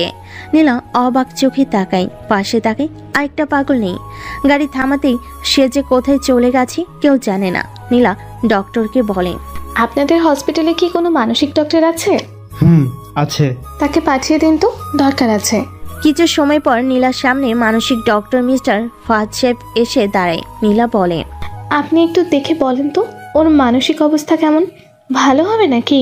সে মাঝে মাঝে খুব স্বাভাবিক হয়ে কথা বলে, আবার বেশ চুপচাপ থাকে। আমি কোনোদিন ঠিকমতো পাগলদের আচরণ করতে দেখিনি। আপনি একটু ওকে দেখে বলেন তো। পাগলটা একবার একই রকম কথা বলতে থাকে। নীলা ডক্টরের দিকে তাকায়। ডক্টর বলে, আমার মনে হয় ওনার নাম আবি হবে, তাই সে আবি বলে চিৎকার করেছে। আচ্ছা, চিন্তা করার কিছু নেই, আমি দেখি কি করা যায়। তবে পাগলটার কথা শুনে মনে হচ্ছে ভালো হতে পারে। হয়তো একটু সেবা আর ভালো ব্যবহার, সঙ্গী সব মিলিয়ে তাকে যদি প্রদান করা হয় তবে ভালো হতে পারে। ডক্টর চলে যায়। নীলা পাগলটার দিকে তাকিয়ে থাকে, মুচকি হেসে বলে, আচ্ছা তোমার নাম আবি রাখলাম, নামটা কিন্তু অনেক সুন্দর। আবি, আমার নাম নীলা। আচ্ছা তুমি আমার দিকে এভাবে কেন তাকিয়ে থাকো? আবির নামের পাগলটা কোনো কথা বলে না, ফ্যাল ফ্যাল করে তাকিয়ে থাকে নীলার দিকে। মাঝে মাঝে হাসতে থাকে। নীলা আবার বলে, আমাকে ডাকো তো, বলো তো নীলা, বলো বলো। আর চিন্তা করো না, তোমার পাশে আছি আমি তোমাকে ঠিক করে তুলবো। তুমি এখন আমার নাম বলো। আবির চুপচাপ শুয়ে থাকে, আশেপাশে তাকায়। নীলা ওর দৃষ্টির সাথে তাকায়। আবির তার সঙ্গীকে খুঁজছে। নীলা সেটাও বুঝতে পেরে বলল, সে চলে গেছে, আবারও আসবে। তুমি আগে সুস্থ হও, তোমাকে নতুন কাপড় কিনে দেব, তোমাকে খাইয়ে দেব, তোমার দেখাশোনা করব। কথাটা আবির শুনতেই নীলার হাত আবারও ধরে। নীলা ছাড়িয়ে নিতে যাবে, তার আগে আবির হাত ছেড়ে দেয়। নীলা মুচকি হাসে, ওর ঘড়ির দিকে তাকায়। ক্লাস নেওয়ার সময় হয়ে গেছে ওর। আবির ওর কপালে হাত দিয়ে বলে, ডক্টরকে বলে যাচ্ছি তোমার খেয়াল রাখবে, তুমি যেন একদমই দুষ্টুমি করবে না। আমি এসে দেখে যাব, চুপচাপ শুয়ে থাকবে। আসি। নীলা চলে যায়। ডক্টরকে সবটা বলে বুঝিয়ে যায়। ডক্টর এসে আবিকে ঘুমের ইঞ্জেকশন দিয়ে চলে যায়। এদিকে জয় রাফিকে ধরে মেহরাব সাহেবের অফিসে প্রবেশ করে। সাথে সাকিব, ফায়েজ আর সালমান আছে। জয় রাফিকে একটা চেয়ারে বসতে দিয়ে মেহরাব সাহেবের কাছে যেয়ে বসে। মেহরাব সাহেব গম্ভীর ও রাগী গলায় বলে, তুমি আমাকে না বলে কেন ব্যাংক অ্যাকাউন্ট হ্যাক করতে গিয়েছো? জয় বোকার দৃষ্টিতে মেহরাব সাহেবের দিকে তাকিয়ে থাকে। জয় অনেক আগে এসব হ্যাক করা থেকে নিজেকে সরিয়ে এনেছে। মেহরাব সাহেবের দিকে তাকিয়ে মুচকি এসে বলে, আমি করিনি। কি? তাহলে কে করেছে? আমি জানি না। মেহরাব সাহেব গম্ভীর হয়ে কিছুক্ষণ চিন্তা করতে থাকে। রাফিয়ান জগতের বিশ্বাসের কোনো মূল্য নেই, আর না আছে আপনদের কাছে টানার আগ্রহ। এখানে একটাই নীতি, হয় মরো না হয় মারো। বেঁচে থাকলে পুরো দুনিয়া তোমার, আর মরে গেলে তো আর কিছুই থাকবে না। তবে সবাইকে মারতে হবে, না হলে কেউ বেঁচে থাকলে সে ঠিকই আবারও প্রতিশোধ নেবে। নীলকে বারবার একটা কথা বলতো, মেহরাব স্যার, রাফিকে তুলে এনেছি। জয়ের কথা শুনে মেহরাব সাহেব রাফি নামের হ্যাংলা মার্কা ছেলেটার দিকে তাকায়। গায়ে ভালো মতোই চোট পাওয়ার চিহ্ন, রক্তও লেগে আছে সারা গায়ে। মেহরাব সাহেব বসা থেকে উঠে দাঁড়ায়। রাফির কাছে এসে বলে, সেদিন কি হয়েছিল? জয় নীলার সাথে কথা বলছিল, তুমি ফোনে কথা বলে নিলয় বলে কাকে ডাকছিলে? আসলে স্যার, আমার বন্ধুর নাম নিলয়, আমার সাথে এক বস্তিতে থাকে। ওর আব্বু আমার আব্বুর সাথে রিক্সা চালায়। ও বুঝছি, বলো সেদিন কি কি দেখেছিলে? উনি নীলা ম্যামের সাথে কথা বলছিল, তারপর চলে আসে। কিন্তু ওর গাড়ির কাছে আর কাকে দেখেছিলেন? আর তো কাউকে দেখিনি, দুইজন পাগল ছিল, তবে তারা ওনার হাত থেকে পিস্তল নিয়ে খেলা করেছিল, ব্যাস এটুকুই। ওরা গাড়ির কাছে ছিল? না, আমি একবারও তাদের গাড়ির কাছে যেতে দেখিনি। ওকে যাও। রাফি চলে আসে। দরজার কাছে এসে একবার পিছনে ঘুরে তাকায়। মেহরাব সাহেব অফিস থেকে বের হয়ে রাস্তার পাশে দেখে একজন পাগল বসে আছে। রাফি পাগলটাকে চেনে, ভার্সিটির সামনে বসে থাকে। কিন্তু আরেকজন কই, যে মার খেয়েছিল তাকে দেখা যাচ্ছে না। রাফি পাগলটার দিকে একবার তাকিয়ে চলে যায়। পাগলটা মুচকি হাসতে থাকে। রাফি আর না থেকে চলে আসে সেখান থেকে। আমি শহর ছেড়ে চলে যাব। সালমানের কথা শুনে সবাই হাঁ করে তাকায়। জয় বলল, মানে? সে এসে গেছে। কে এসে গেছে? নিলয় এসে গেছে, আমি চলে যাব। ধুর, সে আসলে আসবে, আরিয়ানের কখনো ভয় পাই না। কিন্তু ওর তো সাহসের থেকে বুদ্ধি বেশি। আমরা তাকে নিয়ে খেললেও শেষ দেখা যাবে পুরো গেমটাই সে আমাদের নিয়ে খেলছে, তখন আমরা তার সামনে মরে পড়ে আছি। না, এরকমটা হবে না। নিলয় আর সে সুযোগ পাবে না। কিন্তু তারা কোথায়? আর হুট করেই ব্যাংক অ্যাকাউন্ট হ্যাক হলো কেন? কোনো একটা রহস্য তো আছেই। আমার যতদূর মনে পড়ে, নিলয় কখনো হ্যাক করবে না, সে বিষয় জানে না। আর রাহাত, সে কখনোই এমন করবে না। রাহাতের এসবে কোনো ইন্টারেস্ট আমি দেখিনি। তাহলে কে কে এমন আছে? আছে একজন। মানে কে সে? জানি না, আমি আন্দাজে বললাম। তবে আমার খোঁজ নিতে হবে। তোমরা যাও, নিলয় কোথায় আছে খুঁজে বের করো। একটা জিনিস মাথায় রাখবে, আমাদের কাছে পুরো প্রশাসন আছে, জয় রাফিয়ান আছে, সো চিন্তার কিছু নেই। নিলয়কে আমার সামনে চাই। ওরা চলে গেল। মেহরাব সাহেব বসে আছে। শুনতে পাই স্যার আসবো। মেহরাব সাহেব দরজার কাছে তাকিয়ে দেখে অফিসের সামনে যে চায়ের দোকান আছে সেখানে একটা পিচ্চি ছেলে দাঁড়িয়ে আছে। মেহরাব সাহেব আসতে বলে। পিচ্চি ছেলে দৌড়ে এসে বলে, এই নিন, আমি একটা ভদ্রলোক বললো আপনাকে এটা দিয়ে আসতে।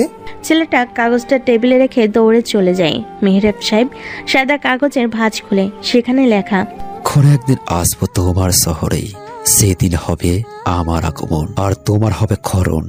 এগেইন বলছি, কুকুর যতই ঘেউ ঘেউ করুক না কেন, পড়ে থাকা মাংসের সবটাই সে শিকার করে, সে নিয়ে চলে যায়। অবশিষ্ট যা থাকে তা সেই কুকুরগুলো খেতে আসে। আমি শিকারি আর তোমরা হলে কুকুর। মেহরাব সাহেব টেবিলে জোরে একটা থাবা দেয়। জয়ের দ্বারা কিচ্ছু হবে না, সে এ অবধি আসার জন্য অনেক কিছু করেছে, এমনকি নিলয়ের বাবাকেও সে ছাড়েনি এত সহজে। ওর মাস্টার প্ল্যান, যার নাম মাইন্ড গেম, এত কষ্ট করে সাজিয়ে সবটা সহজে হাতছাড়া করবে না। নিলয়ের বাবা আদনান মাহমুদ থেকে শুরু করে সে কাউকে রাফিয়ান জগতে ওর না সামনে দাঁড়াতে দেয়নি। মেহরাব সাহেব এমনি এমনি এত দূর আসেনি, কত কিছুই না করতে হয়েছে ওর। নীলার সাথেও সে নিলয়কে খারাপ করানোর মতো মাইন্ড গেম খেলেছে, কারণ মেহরাব সাহেবের রাজত্বে সে একাই থাকতে চেয়েছে রাজ সিংহাসনে। আর যারা থাকবে তারা কোনোদিন মেহরাব সাহেবের দিকে চোখ তুলে তাকাতে পারবে না। এজন্য নিলয়কে সে সরিয়ে দিয়ে জয়, ফায়াজ আর সাকিবের সাথে নিয়ে খেলছে রাফিয়ান জগতের হিংস্র খেলা মাইন্ড গেম, যেটাতে একটাই চাল, আর সেই চালটা যদি কেউ ভুল করে সে আর বেঁচে থাকবে না। তবে কি মেহরাব সাহেব মাইন্ড গেম খেলার ওই চালটা ভুল করেছে? কিন্তু ভুল তো করার কথা না। নীলয়ের বোনকে সে শেষ গুটি হিসেবে নিজের কাছে রেখেছে, যাকে কিনা সে ছাড়া অন্য কেউ চেনে না। শেষ খেলাটা তাকে দিয়েই করবে। সব রকম করে তৈরি করেছে মেহরাব সাহেব নীলয়ের বোনকে। কতগুলো ভাবতে ভাবতে মনে পড়ে মেহরাব সাহেবের সাথে নীলয়ের বাবার সম্পর্কের কথা, যা নীলয়, নীলা বা অন্য কেউ কোনোদিন শোনেনি বা জানে না। কতগুলো ভাবতে ভাবতেই জোরে চিৎকার করে উচ্চ শব্দে হাসতে থাকে, বিপি করে বলে, কাউকে শেষ করতে হলে আগে তার ইমোশনে আঘাত করো। পৃথিবীতে মজার খেলা ইমোশন নিয়ে খেলা, আর সেই খেলাটা সবচাইতে করে কাছের আর ভালোবাসার মানুষগুলো। নিলয়, তুমি জানো না তোমার মা আজও বেঁচে আছে। তুমি জন্মের পর দেখেছিলে তোমার বাবার সাথেই তুমি ছিলে। সবাই জানে তুমি কেবল বাবার কাছেই থাকো। তোমার মা মারা গেছে কেন? তোমাকে মিথ্যে গল্প শোনাতো তোমার মায়ের ব্যাপারে, সেটা তুমি জানো না Niloy. I am ready for you and ready for your mind game. Mind game নামক রক্ত খেলায় সব গুটি তুমি কেটে নিলেও লাস্টের যে দুটো গুটি আমার কাছে আছে তা তুমি কখনোই কাটতে পারবে না। আর সেই দুটো গুটি দিয়ে আমি খেলবো তোমার সাথে ইমোশনের mind game. Welcome to mind city Niloy. Nila হসপিটালের ভিতরে প্রবেশ করে। আবি এর রুমে প্রবেশ করে দেখে আরেকটা পাগল একটা চেয়ারে বসে আছে, দুজন ইশারায় কথা বলছে। নীলা শব্দ করে হাসে। নীলার হাসি শুনে বসে থাকা পাগলটা দাঁড়ায়। নীলা বলে, আরে উঠছো কেন? বসো, তোমাদের সাথে গল্প করি। তোমরা জানো তোমরা কতটা কিউট, তোমাদের খুব ভালো লাগে। কারণটা হলো তোমাদের বন্ধুত্ব। কেউ একজন হারিয়ে গেলে অপরজন ঠিকই খুঁজে বের করে, একসাথে থাকো। তোমরা সব সময় একসাথে থাকো, কত মিল তোমাদের। তোমার বন্ধুর নাম তো আবি, তা তোমার নাম কি? বেডে শুয়ে থাকা আবি থেমে থেমে বলে, রাহি। নীলা মুচকি হাসে। ডক্টর বলেছে আবি ভালো হবে। আর আবির কথা শুনে বোঝা যাচ্ছে, কারণ সে স্বাভাবিক করে কথা বলতে পারছে। রাহি নামের পাগলটা হাসতে হাসতে বেরিয়ে যায়। আবি দেখে নীলার হাতে অনেকগুলো শপিং ব্যাগ। পিছনে দুজন ছেলে দাঁড়িয়ে আছে। চিকন গোছের ছেলেটা দাঁড়িয়ে আছে হাতে কাস্তে নিয়ে, আরেকজন মোটা, সে হাতে ব্যাগ নিয়ে দাঁড়িয়ে আছে। বোঝা যাচ্ছে চিকন ছেলেটা সেলুনি। আর পাশেটার কথা নীলা ছাড়া কেউ জানে না। নীলা আবির মাথায় আর দাঁড়িয়ে হাত দিয়ে বলে, তোমাকে একদম হিরোর মতো করে দেব। পিছনে দেখছো ছেলেরা দাঁড়িয়ে আছে, সব কিছু পরিপাটি করে দেবে। একজন চুলদাড়ি কেটে আর আরেকজন ফ্যাশন ডিজাইনার তোমাকে পুরো হিরোদের মতো বানিয়ে দেবে। তোমার জন্য নতুন ড্রেস এনেছি, পরিয়ে আমাদের বাসায় নিয়ে যাব। তোমার বন্ধুকেও নেব। কিন্তু তোমার বন্ধু তো চলেই গেল। আমার মনে হয় সে আমাকে পছন্দ করে না। তোমার ভার্সিটির সামনে আর থাকতে হবে না। নীলা চিকন গোছের ছেলেটাকে ইশারা করে আবিরের চুল কাটার জন্য, কিন্তু আবি জোরে চিৎকার দিয়ে বেড থেকে পালানোর চেষ্টা করে। কিছুতেই ওকে সামলানো যাচ্ছে না। ডক্টররা দৌড়ে আসে। ঘুমে ইঞ্জেকশন দিতে যেও ব্যর্থ হয়। দরজা আটকে দেয় ডক্টররা। পুরো রুমে সে ছোটাছুটি করতে থাকে। শেষে নীলা আবিরের কাছে যায়। নীলার হাত ধরে বলে, আচ্ছা তোমার সব কাটতে হবে না, একটু ছোট করো, চুলগুলো উপরে বেঁধে রাখো, আর দাড়িটা একটু ছোট করে সাইজ করে নাও। একদম সবই কাটা লাগবে না, ঠিক আছে? ঠিক আছে। আসো তুমি বিছানায় বসো, আমি তোমার হাত ধরে রাখছি। সব কিছু কাটবে না, শুধু ঠিক মতো সাইজ করে দেবে।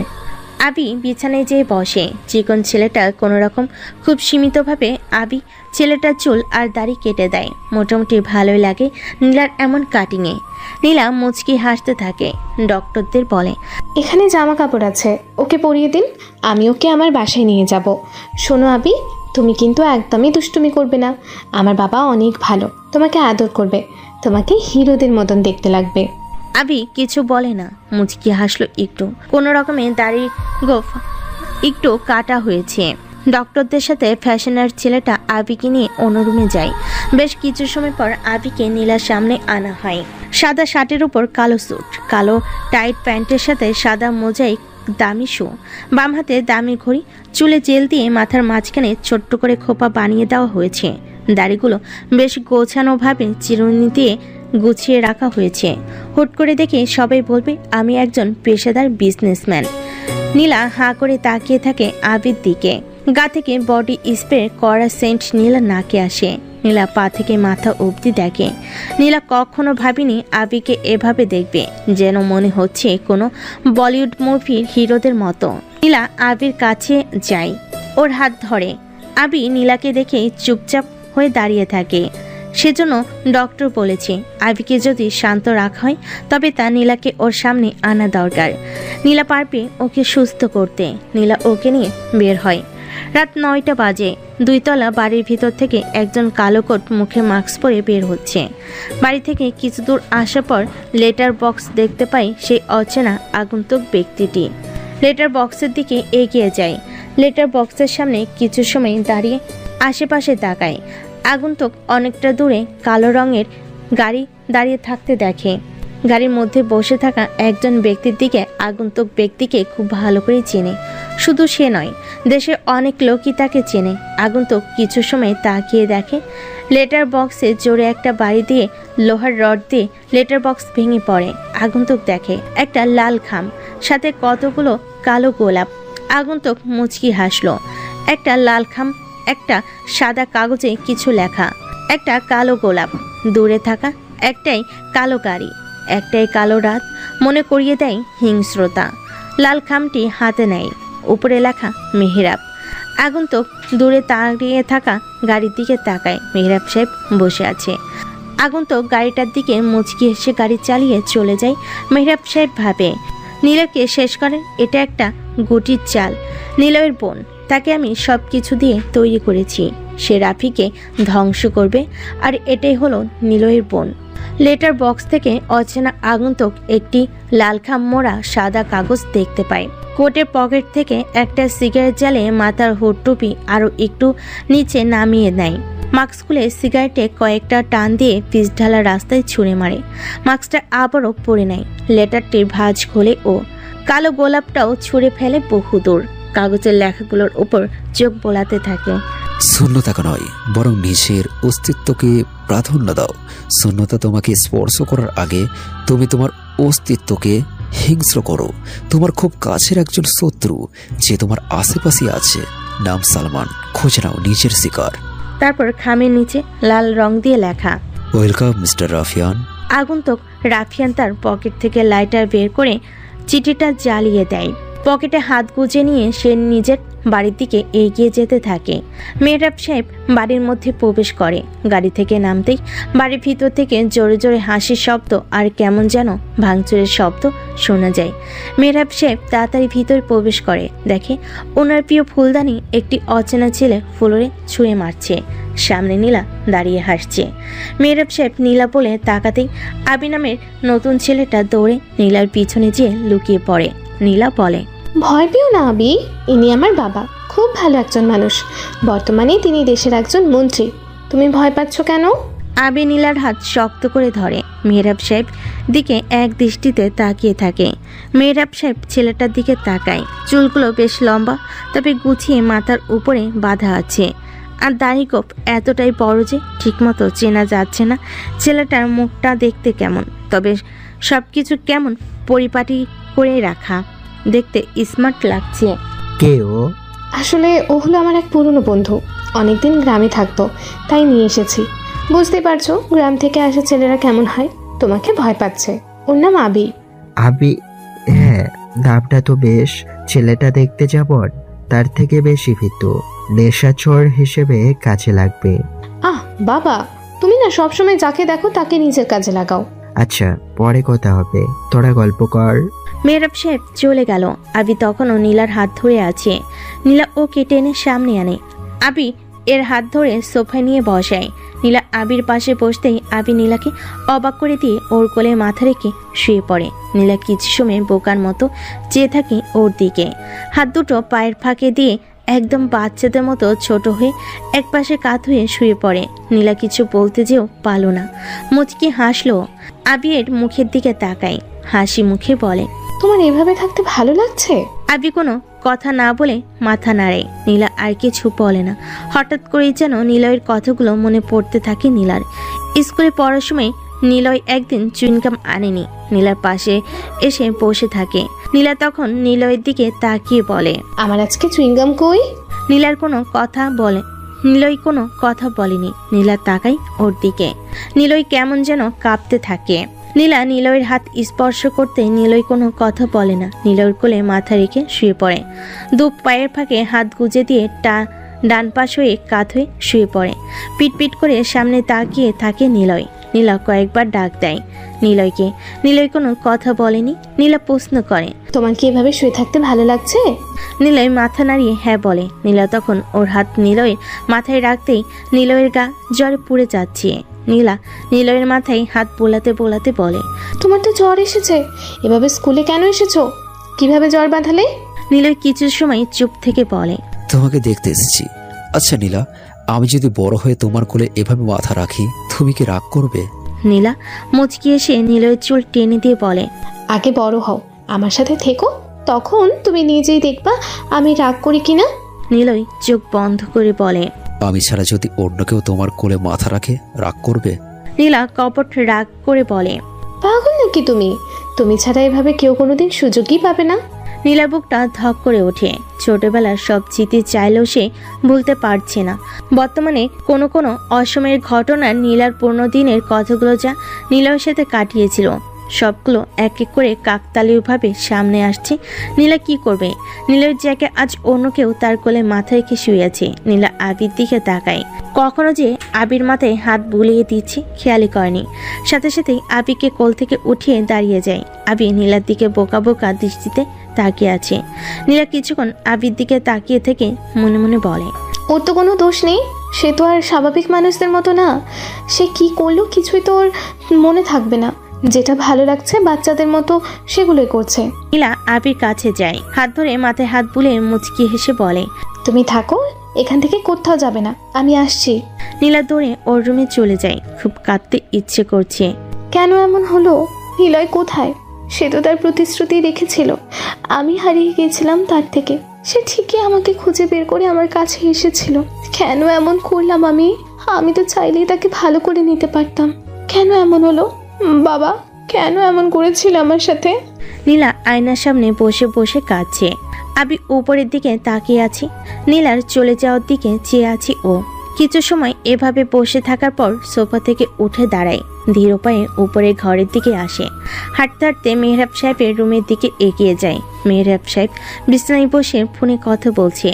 দেখো জয়, আমি কিছু জানি না, শুনতেই চাই না এমন কোনো কথা। নিলয়ের খবর আমার চাই। ওর অস্তিত্ব আমি অনুভব করছি। ওকে খুঁজে বের করো, তাহলে আমি শাস্তি পাবো। মেহরাব সাহেব দেখে দরজার কাছে কেউ একজন দাঁড়িয়ে আছে। ফোনটা কেটে দেয়। মেহরাব সাহেব জোরে বলে ওঠে, কে ওখানে? ভিতরে আসো। আবি ভিতরে প্রবেশ করে। মেহরাব সাহেব বলে, ওহ তুমি, তা এখানে কেন? জানো না অন্যের কথা শোনা অভদ্রতা? কিছু বলবে? আবি মাথা নাড়িয়ে না বলে। কিছু সময় মেহরাব সাহেবের দিকে আবি তাকিয়ে চলে আসবে। তখনই আবি বলে, রহস্যের বেড়াচালে আটকে যায় সহজে, কিন্তু আমরা এটা জানি না রহস্য যতটা কঠিন ভাবি ঠিক ততটা কঠিন না। রহস্য থাকে একটি ধাঁধার মতো। ধাঁধা যতক্ষণ না বোঝা যায় ততক্ষণ অবধি ধাঁধার উত্তর থাকে খুব কঠিন। তেমনি রহস্য এরকমই, যা দেখা যায় তা হয় না, যা ভাবা হয় তা হয় না। আপনি চাইলে খুঁজে দেখুন, আপনার অবগত রহস্য আপনার সামনেই। আবি কথাটা বলে ঘুরে তাকাই মেহরাব সাহেবের দিকে। মেহরাব সাহেব হতভম্ব হয়ে তাকিয়ে থাকে আবির দিকে তাকিয়ে। খানিকটা আগে মেহরাব সাহেব ছেলেটাকে ভীতু ভেবেছিল, তার ছেলের হাসি দিয়ে চলে আসে, কিন্তু না, ছেলেটার কথাই মাঝের রহস্য ঘুরপাক খাচ্ছে। আসলেই তো নিলয়কে যেমনটা ভাবা হচ্ছে হয়তো সে তেমন না, হতে পারে সে আমাকে রোজ দেখে, আবার না। সময় হয়ে এসেছে মাইন্ড গেমের শেষ গুটিটা জায়গা মতো চাল দেওয়ার, যেখানে থাকবে সব পাকা গুটি, কিন্তু আবার থাকবে এমন একটা বুদ্ধিমত্ত চাল যার গেমটা আমি নিজেই অফার করব। শেষটা হবে আমার উইনের উদযাপন। নিলয়, তোমার সাথে আমি মাইন্ড গেম খেলতে প্রস্তুত। এই নাদান আবিকে দিয়ে কাজ হবে। জয়, ফায়াজ, সাকিব বা সালমানের দিয়ে কোনো কাজ নেই, আর ওদেরকে তো একে একে আমার রাস্তা থেকে সরিয়ে ফেলবো। আবির কোথায় স্মার্টনেস আছে যা আমাকে বাতিয়ে দিয়েছে, ওকে আমার সাথে রেখে নিজের মতো করে পরিচালনা করব। আর এই মেহরাব সাহেব মানুষ চিনতে ভুল করে না, তাকে আমার কাছে লাগাতেই হবে, যেটা নীলার কাছে গোপন থাকবে। নীলা তো জানে না আমি একজন খুনি, তাই যদি সে জানে আমি আবিরকে আমার কাছে ব্যবহার করছি, সে আমাকে ভুল বুঝবে। Niloy, welcome to mind city.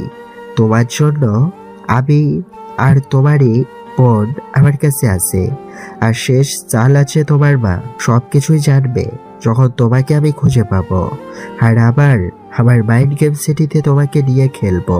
তোমার নাম কি যেন বলেছিলে? আবি। হ্যাঁ, মনে পড়েছে। আচ্ছা, তুমি কি করো? কিছু না, গ্রাম থেকে কাজের জন্য এসেছি। পড়াশোনা। হ্যাঁ, গুড। তুমি বেশ স্মার্ট করে কথা বলো, আমার পছন্দ হয়েছে। খুব বুদ্ধিমান মনে হচ্ছে তুমি। আমার অ্যাসিস্ট্যান্ট হিসেবে কাজ করবে নীলা যদি বলে দেয়? আচ্ছা, আমি ম্যানেজ করে নেব। আবি মেহরাব সাহেবের রুম থেকে বের হয়, মাথাটা কয়েকবার নাড়িয়ে মুচকি হাসলো, আশপাশে তাকিয়ে তাড়াতাড়ি সোফাতে যেয়ে বসে। এদিকে নীলা আয়নার সামনে কখন যে নীলয়ের জন্য কেঁদে ফেলেছে বুঝতে পারেনি। আবি ছেলেটাকে কেমন যেন দেখলে ওর মায়া লাগে, তাই পাগল থেকে ওকে ভালো করার চেষ্টা করছে। বাবার থেকে তার পাগল পরিচয় গোপন রেখেছে, যেন বাবা থেকে বাড়ি থেকে তাড়িয়ে না দেয়। মেহরাব সাহেবের হুট করেই সবকিছু যেন কেমন ভালো লাগা শুরু করেছে। নিলয়ের বোনকে দিয়ে সে সালমানকে মারবে, আবিকে দিয়ে নিলয়ের বন্ধু রাহাতকে খুঁজাবে। জয়দের বলবে না কখনো আবি আর নিলয়ের বোনের কথা। রাফিয়ান শহরে মাইন্ড গেমে থাকে না কোনো বন্ধু, থাকে না কোনো আপনজন। মাইন্ড গেম তো কেবল আপনজনদেরই উপরে খেলতে হয়, না হলে মজা নেই। আমি চাই আমার নিজস্ব রাজত্ব, যেখানে আমি থাকবো একা রাজ্যে জুড়ে। তারপর আবি আর নিলয়ের বোনকেও আমি নিজ হাতে শেষ করব। তখন আমার পাশে কেবল আমিই থাকবো। নীলাকে এসব একদমই বলা যাবে না। এদিকে নীলা ভাবছে আবিকে সে ঠিক করে তুলবে। সে যে একজন পাগল, এ বাড়িতে কাউকে এ ব্যাপারে বলবে না। বাবাকে তো সে কখনোই বলবে না। আবিকে ভালো করে সে নিলয়কে খুঁজে বের করবে। কতগুলো ভাবতে ভাবতে রুম থেকে বের হয়। আবিকে সে ওভাবে বসে থাকতে দেখে। নীলা খুশি হয়, ওর কথা আবি মনোযোগ দিয়ে পালন করেছে। রাফি ভার্সিটির দিকে এগিয়ে যাচ্ছে। গেটের কাছে এসে দেখে পাগল দুজনের মধ্যে একজন মাথা নিচু করে বসে আছে। রাফি পরনে পুরনো একটা প্যান্ট আর ফ্যাকাশে হওয়া সাদা রঙের একটা ঢিলে ঢালা শার্ট পরা, কাঁধে বহু বছর ধরে ব্যবহার করা রংচটা কালো ব্যাগ। গেটের কাছে এসে রাহি নামের ওই পাগলটার দিকে তাকায়। দাড়ি গোফ আর লম্বা চুলে চেহারা যেন চেনাই যায় না। তবে রাফি ওর কাছে আসতেই দৌড়ে রাফির সামনে দাঁড়ায় রাহি। রাহি ব্যাগ টেনে ধরে বলে, কিছু খাবো, দিয়ে খেতে দে, খেতে দে। রাহি আবারও ওর জায়গায় যেয়ে বসে। রাফি গেটের সামনে থাকা চা আর রুটির দোকান থেকে দুটো কলা আর দুটো রুটি কেনে। রাহির কাছে এসে সেগুলো দিয়ে যখন চলে আসবে তখনই অনুভব করে ওর পিঠে নীল রং মিশ্রিত তরল পদার্থ গড়িয়ে পড়ছে। রাফি সরে এসে বসা থেকে উঠে দাঁড়ায়। সাদা শার্টে নীল রঙের গোলা তরল পদার্থ লেগে বিচ্ছিরি এক রং ধারণ করেছে। সামনে তাকিয়ে দেখে লিমন, আকাশ, শাহিদ আর ভার্সিটির সবচাইতে সুন্দরী স্মার্ট মেয়ে নেহা দাঁড়িয়ে আছে। লিমনের হাতে এর একটি ছোট বালতি, বোঝা যাচ্ছে এগুলো ওই সাইকেল গ্যাংয়ের কাজ। রাফি কিছু বলতে যাবে তখনই দেখে লিমনের কপালে বড় একটি ইটের টুকরো এসে পড়েছে। পিছনে ঘুরে তাকায়, বাম হাতে রুটি আর ডান হাতে ইটের টুকরো নিয়ে সবাইকে ছুঁড়ে মারছে। রাফি পাগলটার কাছে এগিয়ে যায়, ইটের টুকরোগুলো কেড়ে নিতে থাকে। ঠিক সেই সময় লিমন পেছনে এসে রাফির ব্যাগ টেনে ধরে। কি ব্যাপার, তোর তো ভালো শক্তি, কালকে এত পিটালাম, জয় ভাই তোকে নিয়ে গেল, এখন ভালোভাবে দাঁড়াতে পারছিস তো? ব্যাপার কি? লিমন, শুধু শুধু কেন এমন ছেলেদের সাথে র্যাগিংয়ে চলাচ্ছিস? বাদ দে, এত পারিস তো জানা জয়দের মতো মস্তানদের সাথে টক্কর নেই, এগুলো পুরনো হয়ে গেছে। এসব ভাত, চল তো ক্লাসের দিকে। নেহার কথা শুনে সবাই হাঁ হয়ে তাকায়। রাফি আরো বেশি অবাক হয়। হঠাৎ নেহা এমন করে বলবে ভাবতে পারছে না। লিমন বলে, চুপ থাক, এটা আমার ভালো লাগে না, এর সাথে ঝামেলা করতে ভালো লাগে। কালকে আরেকটা পাগলকে পিটিয়েছি, আজকে এটাকেও পেটাবো। দেখছিস না আমার কপালে ইটের টুকরো লেগে রক্ত পড়ছে? আকাশ, শাহিদ, ধর তো ওকে, আমি দেখছি। শাইন আর আকাশ দৌড়ে রাহি নামের পাগলটার হাত পাকড়ে ধরে। রাহি চুপচাপ দাঁড়িয়ে থাকে। লিমন এগিয়ে আসে, নিচে পড়ে থাকা কলা আর রুটি তুলে নেয়। আকাশকে বলে, ওর মুখটা হাঁ করে ধর, সবটাই একসাথে ওর গালে পুরে দেব। রাফি এগিয়ে আসে লিমনের সামনে এসে বলে, ভাই ওকে ছেড়ে দেন, কেন এমন করেন আপনারা? শুধু শুধু অবহেলিত মানুষদের সাথে নিজেদের ক্ষমতা দেখান। ওই চুপ, লিমন যা বলে তাই করে। নিজেই তো লুজার, পারলে আসল রাফিয়ানের সাথে নিজের সাহস আর শক্তি প্রয়োগ করে দেখান। কি বললি তুই? আমি লুজার? শোন, তোকে আগামী 3 দিনের মধ্যে যদি আমি তোর বস্তি থেকে তুলে আনতে না পারি, আমাকে আর কখনো ভার্সিটিতে দেখবি না। ওকে ছাড়ুন, পাগলের ওপর নিজের ক্ষমতা প্রয়োগ না করে এমন জায়গাতে করুন যেখানে করার পর আমরা সবাই ভয়ে আপনার দিকে তাকাতে পারবো না। রাফি, তোকে মেরে ফেলবো আমি। লিমন কোনো মতে নিজেকে আজকে আটকায়, কারণ সেক্ষেত্রে রাফি ঠিক কথাই বলেছে, যা লিমনের অনেক বেশি ভালো লেগেছে, যার জন্য সে এখন রাফিকে কিছুই বলবে না। নেহাকে সাথে নিয়ে ভার্সিটির দিকে এগিয়ে যায় ওরা। আকাশ নেহাকে প্রশ্ন করে, তোর কি হয়েছে? অমন করে কথা বলছিস কেন? জানি না, তবে রাফিকে একটু বাজিয়ে দেখবো, ওর সাথে ভালো ব্যবহার করে ওকে ভার্সিটি থেকে বের করব। দেখিস সে আমার জন্য পাগল হবে। একটা জিনিস আমাকে খুব ভাবাচ্ছে আর রাগ জমে আছে। কি সেটা? সব ছেলেরা আমার জন্য পাগল, আমার দিকে তাকিয়ে থাকে প্রেমময় দৃষ্টিতে, কিন্তু রাফি আমার দিকে তার অ্যাটিটিউড দৃষ্টিতে তাকায়। ওর এই অ্যাটিটিউড মেরে অপমান করা ছোটানো যাবে না, তার জন্য ওকে আমার প্রেমে পড়াবো। তোরা তোদের মতো টিস চালিয়ে যা, আমি ওকে দেখে নেব। এজন্য বলি, তখন কেন এমন করে কথা বলেছিলি? রাফি পাগলটার জন্য পানি নিয়ে আসে। পানি খাওয়ার সময় দেখে নীলা ম্যামের গাড়ি ভার্সিটির দিকে আসছে। নীলা গাড়ির জানালা দিয়ে তাকায়। রাফি আবি এর বন্ধুকে পানি খাওয়াচ্ছে। ব্যাপারটা ওর কাছে ভালো লাগে, যদিও আবিকে নিয়ে চিন্তিত। আবিকে ওর বাবা ওর মতো টেক কেয়ার করবে বলে সকালে খাবার টেবিলে আবিকে ওনার সাথে রাখার অফার করে, কিন্তু নীলা আবি যে পাগল সেটা ওর বাবাকে জানাবে না, তাই না করতে পারেনি। নীলা জানে না এখন আবি কি করছে। তারপর মেহরাব সাহেব আবির পাশে বসে আছে, উনি অনেক কিছুই ভাবছে। নীলের বোনকে দিয়ে এক করে সবাইকে শেষ করবে, আর আবিকে দিয়ে নীলয়কে খুঁজে বের করবে। আবি আর নীলয়ের বোন হবে আমার প্রধান হাতিয়ার, কারণ আবির কথাগুলো আমার খুব ভালো লেগেছে। ছেলেটাকে আমার মতো তৈরি করতে হবে। তারপর নীলা ক্লাসে এসে বসে, সব স্টুডেন্টদের দিকে তাকায় একবার করে। রাফিকে দেখলো না। ক্লাস শুরু করবে সে সময় দরজার কাছ থেকে শুনতে পাই, আসবো ম্যাম। নীলা তাকিয়ে দেখে রাফি দাঁড়িয়ে আছে। রাফিকে ভেতরে আসতে অনুমতি দেয়। দেরি করলে কেন? নীলয়ের সাথে কথা বলছিলাম। মানে? আমাদের বাড়ির পাশেই থাকে। ও, ক্লাসের সময় কিসের কথা? তেমন কিছু না, আসলে অনুমতি দিলে বলতে পারি। বলো। আসলে ও একটা মেয়েকে ভালোবাসতো, মেয়েটা ভুল বোঝে ওর বাবার কথা শুনে নীলয়কে ছেড়ে চলে যায়, তাই আমাকে ফোন করে একটু কষ্টগুলো শেয়ার করে। জায়গায় যে বসো। রাফি নিজের জায়গায় এসে বসে। নীলা কিছু সময় রাফির দিকে তাকিয়ে থাকে। রাফিকে কেমন যেন মনে হচ্ছে ওর কাছে। কোনোভাবে রাফি জানে নীলয়ের খোঁজ, না হলে রাফি যা বলে তা ওর জীবনের সাথে মিলে যায়। আচ্ছা, রাফিকে নিয়ে যদি নীলয়কে খোঁজার চেষ্টা করি, কিন্তু নীলয় কখনো এমন সাধারণ লোকেদের মাঝে থাকবে না। রাফি কেন নীলয়কে চিনবে, কেন সেদিন নিলয়ের গল্প করছিল ক্লাসের সবার সামনে, তাহলে কি ও সত্যি নিলয়কে চেনে? রাফি পিছনের সিটে এসে বসে মুচকি হাসলো। সামনের দিকে তাকিয়ে দেখে নেহা নামের মেয়েটা ওর দিকে তাকিয়ে আছে। নেহা মুচকি হাসলো। রাফি চোখ সরিয়ে নেয়। নীলা ইশারা করে ডাকার চেষ্টা করে রাফিকে, কিন্তু রাফি কোনোভাবেই নেহাকে পাত্তা দেয় না। নেহা রেগে লিমনকে বলে, যেভাবেই হোক না কেন রাফিকে আমার চাই, এরপর বোঝাবো ওর শাস্তি কি। লিমন মুচকি হাসে, মনে মনে বলে, আমি তোর কাছে অন্য ছেলেদের একদমই ঘেঁষতে দেব না। ওকে সালমান ভাইয়ের দ্বারা আজ রাতেই তুলে নিয়ে যাব। বেটাকে বোঝাবো আমি কি জিনিস। অনেকটা সময় ক্লাস শেষ করে রাফি বের হয়। ক্যাম্পাসে এসে গাছের নিচে বসে রাফি ব্যাগ থেকে বই বের করে। তখনই মিন্নু এসে সামনে দাঁড়ায়। কেমন আছেন ভাইজান? রাফি মিন্নুর দিকে তাকায়। ছেলেটার চোখে মুখে বেশ মায়া, চুলগুলোতে ময়লা হলো বেশ সুন্দর করে গুছিয়ে রাখা। রাফি মুচকি হাসে। মিন্নুর মন কেন যেন খারাপ মনে হচ্ছে। রাফি বলে, তোর কি মন খারাপ? সবাই আমার থেকে বাদাম নিলেও আপনি এখনো অবধি আমার থেকে বাদাম খাননি। আচ্ছা খাবো, কিন্তু তোর মন খারাপের কারণ? আপনাকে বলবো। বল। আমার একটা মেয়েকে খুব পছন্দ হয়। এই বয়সে? আরে দুজনেই বাজারে রোজ দেখা হয়। নাম কি মেয়েটার? মিসি। মিসি? বাহ, নামটা তো বেশ চমৎকার। রাফিয়ান সিরিজ পড়েছিলাম, সেখানে মিসি। ওই মিসি আমাদের বাড়ির সামনেই থাকে। রাফি ঘুরে তাকায়। পিছনে নীলা ম্যাম দাঁড়িয়ে আছে, মুখটা বেশ গম্ভীর হয়ে আছে। রাফি বসে থেকে উঠে দাঁড়িয়ে মাথা নিচু করে। নীলার সন্দেহটা ঠিক দিকে যাচ্ছে।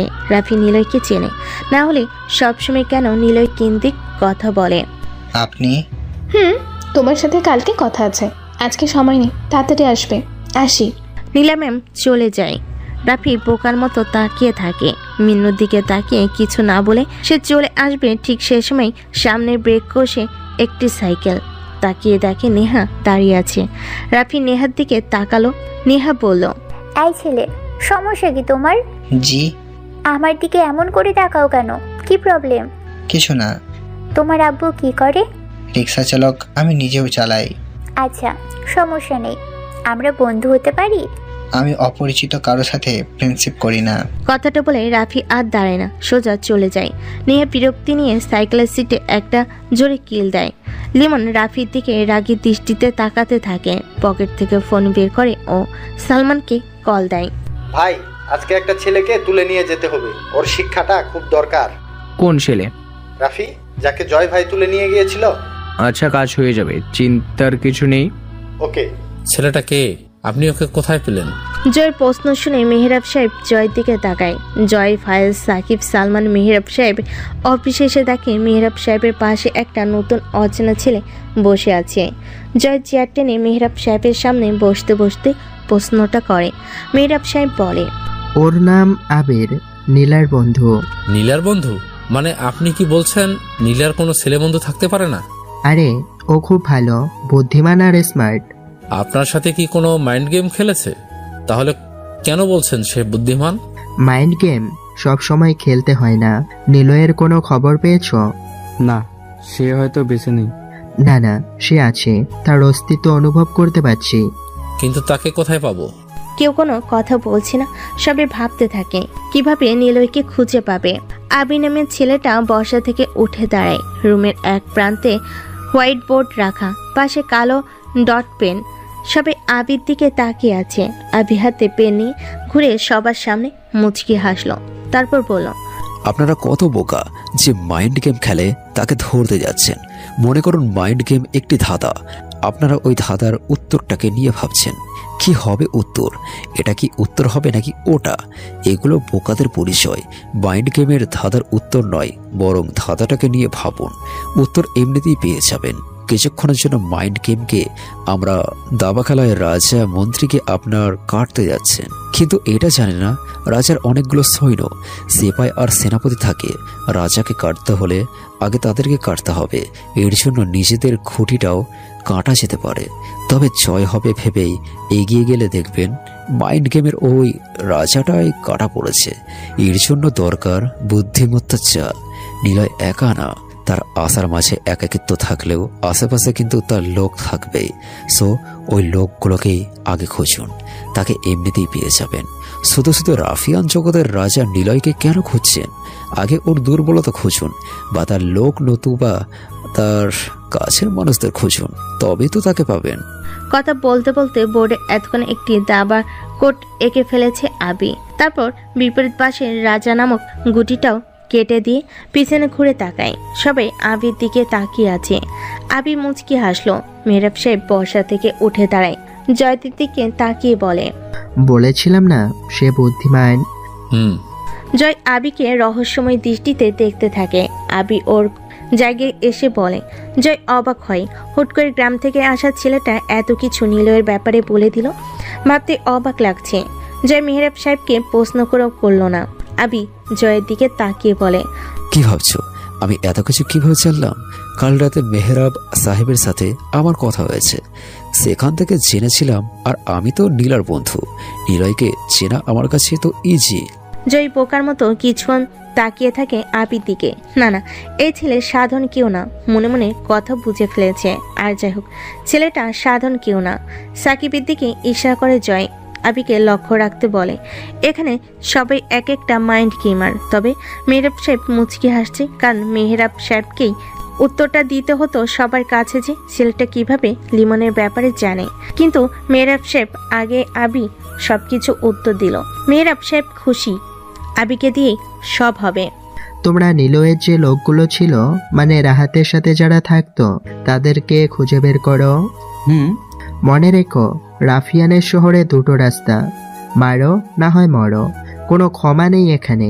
তাই বাঁচতে হলে রাজাকেই খুঁজে নিতে হবে। আমি আবিরকে নিয়ে নিলয়কে খুঁজবো, আর তোমরা তোমাদের মতোই করো। জয়রা চলে যায়।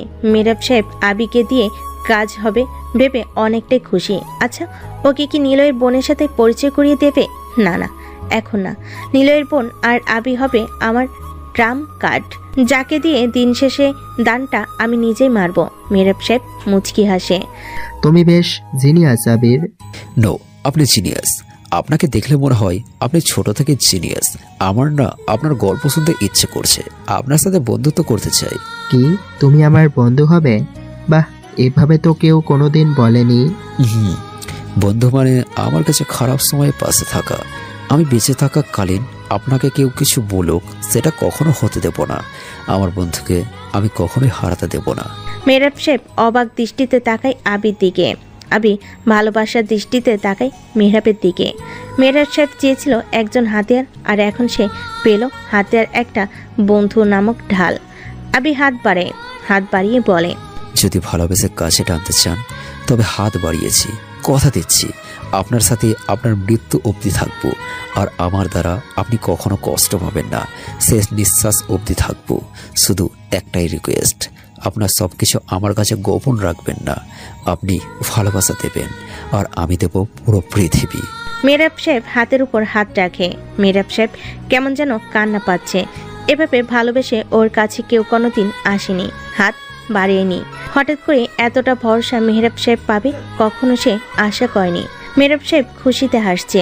ওদিকে আবি মেহরাব সাহেবের হাত শক্ত করে ধরে মনে মনে হাসে। আবি বাসায় চলে আসে। সন্ধ্যা হয়ে গেছে। সোফাতে চুপটি করে বসে আছে আবি। নীলা আসলো ওর কাছে। নীলার দিকে তাকিয়ে থাকে এক দৃষ্টিতে। নীলা ওর হাত ধরে। আমার নাম জানো তুমি? নীলা। তুমি আগের থেকে অনেক বেশি চুপচাপ হয়ে গেছো আবি। আচ্ছা, তুমি কেন পাগল হলে? কারো ভালোবাসায়? তোমার দিকে তাকালে তুমি আমার দিকে কেমন দৃষ্টিতে তাকিয়ে থাকো? মনে হয় তোমার এমন একজন ছিল যাকে তুমি অনেক বেশি ভালোবাসতে। ভালোবাসা? ভালোবাসা। তবে যে তুমি স্বাভাবিক হবে। কথাটা বলতেই আবি আজকেও নীলার কোলে মাথা রেখে শুয়ে পড়ে। নীলা আজকে কিছু বলল না, বরং আবির দিকে তাকিয়ে থাকে অনেকটা সময়। আবির মাঝে ও নিলয়ের অনেকগুলো দিক খুঁজে পাচ্ছে, কিন্তু নিলয় চুইংগাম ছাড়া চলতোই না।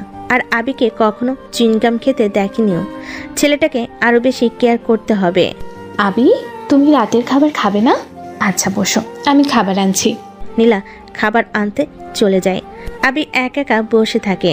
মেহরাব সাহেবের কাছে সে কোনো পাগল নয়, আর নীলার কাছে সে পাগল। এদিকে রাফি ওর বাড়ির দিকে এগিয়ে যাচ্ছে। দুই পকেটে হাত গুজে মাথা নিচু করে হাঁটছে। মনে মনে ভাবছে নেহা কি চাই ওর কাছে, কেন এমন করছে ও। ভাবতে ভাবতে কোথা থেকে একটি ছোট ইটের টুকরো ওর পিঠে এসে পড়ে। পিছনে ঘুরে তাকায়, দেখে ভার্সিটির সামনে থাকা ওই পাগলটা দাঁড়িয়ে আছে।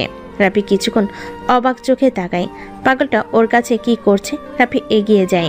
কি ব্যাপার, আপনি এখানে কিছু বলবেন? পাগলটা চুপচাপ দাঁড়িয়ে থাকে। ছেঁড়া প্যান্টের পকেটে হাত ঢুকে কিছু একটা বের করতে যাবে, ঠিক সে সময় দুটো গাড়ি ওদের সামনে এসে দাঁড়ায়। রাফি হাঁ করে তাকিয়ে থাকে।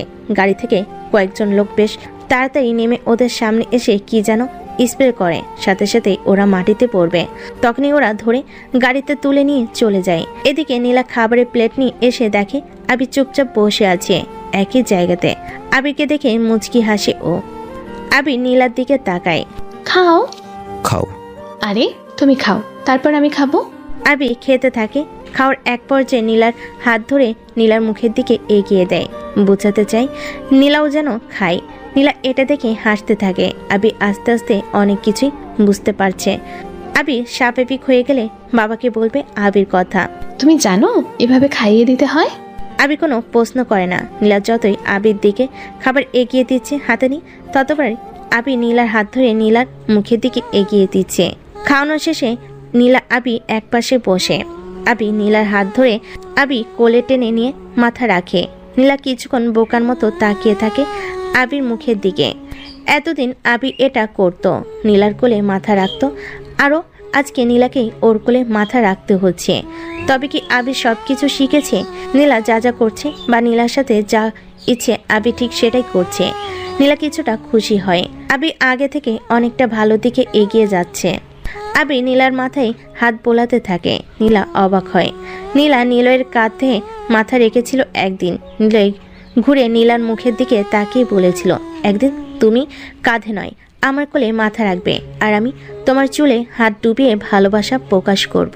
নীলয়ের কথা মনে পড়তে নীলা শটান হয়ে বসে। আবির দিকে বেশ কিছুক্ষণ সময় নিয়ে তাকিয়ে থেকে দৌড়ে নিজের রুমে চলে যায়। আবি মুচকি হাসতে থাকে। দরজায় খট করে শব্দ হয়। দেখে মেহরাব সাহেব হাতে সাদা গোলাপ ফুল নিয়ে এগিয়ে আসছে। আবির দিকে তাকিয়ে বলো, রুমে আসো। আবি কিছু সময় বসে থেকে রুমের দিকে যায়। এদিকে কালো রঙের দুটো গাড়ি রাফি আর পাগলটাকে নিয়ে চলে আসে শহর ছেড়ে অনেকটা দূরে ফাঁকা মেঠো রাস্তায়। গাড়ি দুটো যাচ্ছে। সামনে দিয়ে বাইক নিয়ে একজন দাঁড়িয়ে আছে, ওর পিছনে আরও কয়েকজন লোক।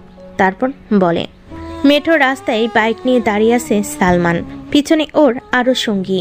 দুটো গাড়ি ওদের সামনে এসে থামে। রাফি আর পাগলটা তখনও ঘুমিয়ে আছে গাড়ির মধ্যে।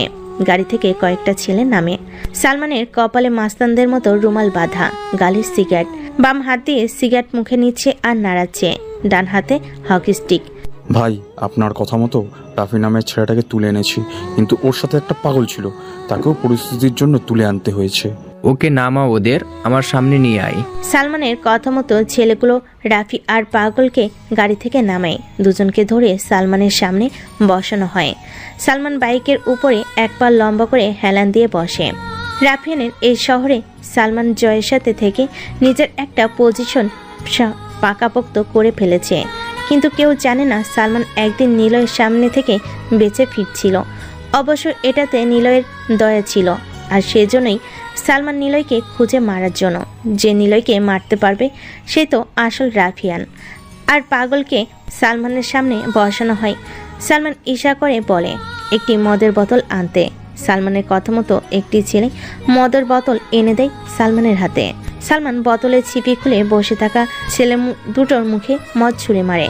তরল পদার্থের স্পর্শে দুজনের যেন জ্ঞান ফিরে চমকে ওঠে, সামনে তাকায়। একজন পাগল বারবার আশেপাশে তাকে হিসহিস করতে থাকে, অস্থির একটা ভাব পোষণ করে সবার সামনে। রাফি ছেলেটার সামনে দাঁড়ায়। সালমান একটি সিগারেট জ্বালিয়ে রাফির দিকে তাকে মুচকি হাসল। রাফি বলল, আমি কোথায়? আপনি কে? আমাকে কেন এভাবে তুলে এনেছেন? সালমান কোনো কথা বলে না। ঠোঁটে সিগারেট চেপে নিয়ে দু হাত দিয়ে হকি স্টিক ধরে রাফির ডান হাত বরাবর জোরে বাড়ি দেয়। হকি স্টিকটা অর্ধেক ভেঙে দূরে চলে যায়। রাফি স্থির হয়ে বসে থাকে, তবে মুখে করুণ ভাব এনে বলে, আপনি কে? আমাকে কেন মারছেন? চোখে মুখে কাঁদো কাঁদো ভাব। সালমান বেশ মজা পাচ্ছে। পাগল ছেলেটা বসা থেকে উঠে দাঁড়াতে যাবে, পিছন থেকে ছেলেগুলোর মধ্যে একজন বড় একটি লোহার রড দিয়ে ওর মাথায় বাড়ি মারে। সাথে সাথে মাথা ফেটে রক্ত বের হতে থাকে। কয়েক সেকেন্ড পর পাগলটা ধপ করে মাটিতে পড়ে যায়। নিস্তেজ হয়ে ধুলো জড়ানো রাস্তায় ধুলোগুলো নিঃশ্বাসের সাথে একদিকে ছুটে যায়। গান হারিয়ে পড়ে যায় পাগলটা। ভাই আমি কি করেছি? আমাকে মাফ করে দেন, আমি চলে যাচ্ছি। আমাকে কেন তুলে এনেছেন? রাফির চোখে মুখে ভয়ের ছাপ স্পষ্ট। সালমান কোমর থেকে পিস্তল বের করে গুলি লোড দিয়ে টিগারে হাত রেখে বলে, সালমান যাকে মারে তাকে সে কারণ বলে না। It's my style. কি করেছিস, কি অপরাধ, সেটা বড় কথা নয়। আমার থেকে তো কেউ বাঁচাতে পারবে না, এটাই আসল। আর আমার কাছে মাপ বলে কোনো শব্দ নেই। আমি যাকে মারে তাকে কোনো প্রকার মাপ নেই। So boy, I am sorry, good bye. কথাটা বলে সালমান পিস্তল রাফির কপাল সোজা করে। পাশে থাকা সব ছেলেগুলো হো হো করে হাসছে। সালমান টিগার চাপ দেবে, ঠিক তখনই আহ বলে একটি চিৎকার হয়। সালমানের মুখ দিয়ে কয়েক ফোঁটা আঙ্গুল দ্রুত রেখে একটা সাইলেন্সার লাগানো স্নাইপারের বুলেট বাতাসে বেগে চলে গেল। আর ওর পিছনে থাকা একটি ছেলের কপাল বরাবর যে লাগে। ছেলেটা কোনো রকম আহ করে শব্দ করে ধপ করে মাটিতে পড়ে যায়। সালমান বাইকের উপর বসা থেকে উঠে দাঁড়ায়। চোখে মুখে ভয়ের বিশাল ছাপ ফুটে ওঠে। সামনের রাফিকে বসা আর ওই ছেলেটাকে পড়ে থাকতে দেখলো। সালমান কিছু বলতে যাবে তার আগে আরো একটি গুলি এসে ওর ডান পাশে একটি ছেলের বুকে লাগে। ছেলেটা একইভাবে মাটিতে পড়ে যায়। সাথে সাথে সালমানের সাথে থাকা ছেলেগুলো দৌড়ে পালাতে থাকে। কিন্তু কথায় আছে, ভাগ্যে যদি মৃত্যু থাকে পালিয়ে কে বাঁচে। সবগুলো একইভাবে গুলি খেয়ে মাটিতে পড়ে যায়। সালমান ভয়ে কাঁপতে থাকে। এখনো অবধি সে নিশাচর খুনিকে কেউ দেখতে পায়নি। রাফি চারপাশে তাকায়, কিন্তু কাউকে টের পাচ্ছে না। সালমান রাফির সামনে যে হাঁটু ভাঁজ করে বসে পড়ে। রাফির দিকে তাকে কাঁদতে কাঁদতে বলে, ভাই আমাকে মাফ করে দে। এটা নিলয় আমি জানি, কিন্তু নিলয় যে তোর সাথে আছে আমি জানতাম না। প্লিজ আমাকে মাফ করে দে। হিংস্র বাঘের সামনে পড়লে বেঁচে আসা যাবে, কিন্তু রাফিয়ান শহরের মিস্টার রাফিয়ানের সামনে পড়লে বাঁচা যাবে না, যার একটাই সমাপ্তি মৃত্যু। রাফি অবাক হয়ে তাকে সালমানের দিকে। রাফি নিজেই জানে না এখানে কি হচ্ছে। রাফি হাসতে যাবে তখনই শুনতে পায় একটি বাইকের শব্দ। আলো জ্বালিয়ে কিছুটা দূর থেকে ওদের দিকে এগিয়ে আসছে। সালমান বসা থেকে উঠে দাঁড়ায়। ওর পুরো শরীর ভয়ে কাঁপতে থাকে। পকেট থেকে ফোন বের করে জয়কে কল দেয়। ওপাশ থেকে জয় রিসিভ করে বলতে থাকে, সালমান কথা বলিস না কেন? সালমান কিছু বলবে তার আগে রাফি বসা থেকে উঠে দেয়। কান থেকে ফোনটা কেড়ে নিয়ে অনেকটা দূরে ছুঁড়ে মারে। তারপর হুট করে সে সামনের একটি বাইকে এসে দাঁড়ায়। রাফি ও সালমান দুজনেই বাইকের দিকে তাকিয়ে আছে। কালো লম্বা কোট, মুখে হুট তোলা লম্বা টুপি, দুহাত কালো আঙ্গুল বেরোয়া মোজাতে ঢাকা। বাইক থেকে নেমে দাঁড়ায়, কাঁধে একটি স্নাইপার গান। ধীর পায়ে হেঁটে হেঁটে ছেলে দুটো সামনে এসে দাঁড়ায়। রাফি সালমানের কাছ থেকে সরে আসে। আগন্তুক সালমানের দিকে তাকালো। কাঁদতে কাঁদতে সালমান হাঁটু ভাঁজ করে মাথা নিচু করে বলে, আমাকে মাফ করে দেন, আমি শহর ছেড়ে চলে যাব। আগন্তুক রাফিয়ান কোনো কথা বলে না। কোমর থেকে পিস্তল বের করে শার্ট করে একটা গুলি করে সালমানের কপালে। সালমান ধূপ করে মাটিতে পড়ে যায়। আগন্তুক গাল থেকে চুইনগাম বের করে গুলি লাগা স্থানে মানে সালমানের কপালে লাগিয়ে দেয়। তারপর কোটের পকেট থেকে একটি কালো গোলাপ আর একটি সাদা কাগজ রেখে দেয়। রাফি আগন্তুকের বাইকের কাছে এসে সবটা দেখতে থাকে। রাফি জানে নিলয় মারার পর চুইংগামের অংশের সাথে ভৌতিক ট্যাটু আঁকিয়ে চলে যেত, কিন্তু এ নিলয় না, কারণ এ কালো গোলাপ রাখছে লাশের পাশে। তাহলে এ কে? কালো গোলাপের সাথে সাদা কাগজ, হয়তো সেটাতে কিছু লেখা থাকবে। সেগুলো তো নিলয় করতো না, তবে কে? আগন্তুক ঘুরে তাকায়। রাফির দিকে একবার তাকিয়ে বাইকের কাছে হেঁটে আসে। রাফি সামনে এসে দাঁড়ায়, প্রশ্ন করে, কে তুমি? আগন্তুক কোনো উত্তর দেয় না। পাশ কাটিয়ে যাবে। রাফি আবারও সামনে এসে দাঁড়িয়ে পড়ে। রাফি আবারও প্রশ্ন করে, আমার জানতেই হবে কে তুমি। আগন্তুক কিছু সময় মাথা নিচু করে দাঁড়িয়ে থাকে। তারপর ডান হাতে থাকা পিস্তল রাফির কপালে সোজা করে ধরে। রাফি সাথে সাথেই পিস্তলটি কেড়ে নিয়ে পিস্তলের পিছনে টেনে রিলোড দিয়ে টিগারে হাত রেখে আগন্তুকের কপাল সোজা রাখে। বাম হাত দিয়ে বাইকের চাবি ঘুরিয়ে নেয় বাইক থেকে। কপাল থেকে পিস্তল সরিয়ে দু হাতে পিস্তল আর চাবি নাড়াতে নাড়াতে বলে, এবার বলো কে তুমি? বেশি স্মার্ট দেখানোর কিছু নেই। আমি তোমার রাস্তায় হাঁটি, আর তুমি নিলয়ের লোক না। যদিও স্টাইল এক, তবে ধারণা আলাদা। সো বলো তুমি কে? আগন্তুক আর দেরি করে না, পকেট থেকে অজ্ঞান করার স্প্রে রাফির মুখের উপর স্প্রে করে দেয়। রাফির সাথে সাথে নিচে পড়ে যায়। আগন্তুকের হাত থেকে পিস্তল আর বাইকের চাবি নিয়ে রাফিকে বাইকে তুলে নিয়ে চলে আসে। রাফিকে ভার্সিটির সামনে রাস্তায় ফেলে চলে যায় নিজ গন্তব্যে। এদিকে আবি মেহরাব সাহেবের রুমে প্রবেশ করে। মেহরাব সাহেবের হাতে থাকা সাদা গোলাপ। আবি রুমের মধ্যে প্রবেশ করে প্রশ্ন করে, আপনার হাতে সাদা গোলাপ কেন? মেহরাব সাহেব টেবিলে গোলাপ রাখতে রাখতে বলে, আমার প্রধান হাতিয়ারের থেকে এটা আমার গিফট। মানে খুব সোজা, তুমি তো নীলার বন্ধু, তুমি তো তাহলে সবটা জানো। রাফিয়ান কি? এটা ছেলে ছিল, নাম নিলয়, সে ছিল রাফিয়ান, আর তাকে নিয়ে এত কিছু। আপনি বা আপনার রাফিয়ান মানে নিলয়কে খুঁজছেন? তবে সবটা সত্য না। নিলয় প্রথম রাফিয়ান হলেও এখন তার কোনো অস্তিত্ব নেই। নিলয় এখন কিছুই করবে না, তবে নিলয়কে দিয়েই নিলয়কে মারব। মানে?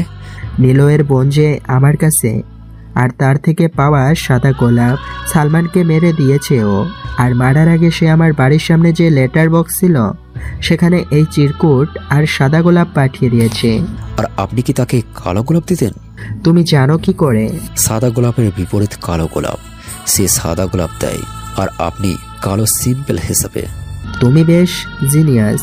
তোমাকে তাহলে বলি, শোনো, আমি হতে চাই পুরো দেশের একজন বড় মাপের লোক। আমি বলেছি তো, আপনাকে আমি পুরো পৃথিবী এনে দেব, শুধু বন্ধুত্বের হাতটা বাড়িয়ে দিন। তাই নাকি? তাহলে সাকিবকে মেরে দেখাও। আবি মুচকি হাসলো। সাদা দাঁতগুলো দেখা যাচ্ছে, কেবল বড় বড় দাড়ি। গুপের মধ্যে দিয়ে আবি মেহরাব সাহেবের টেবিলের দিকে এগিয়ে আসে।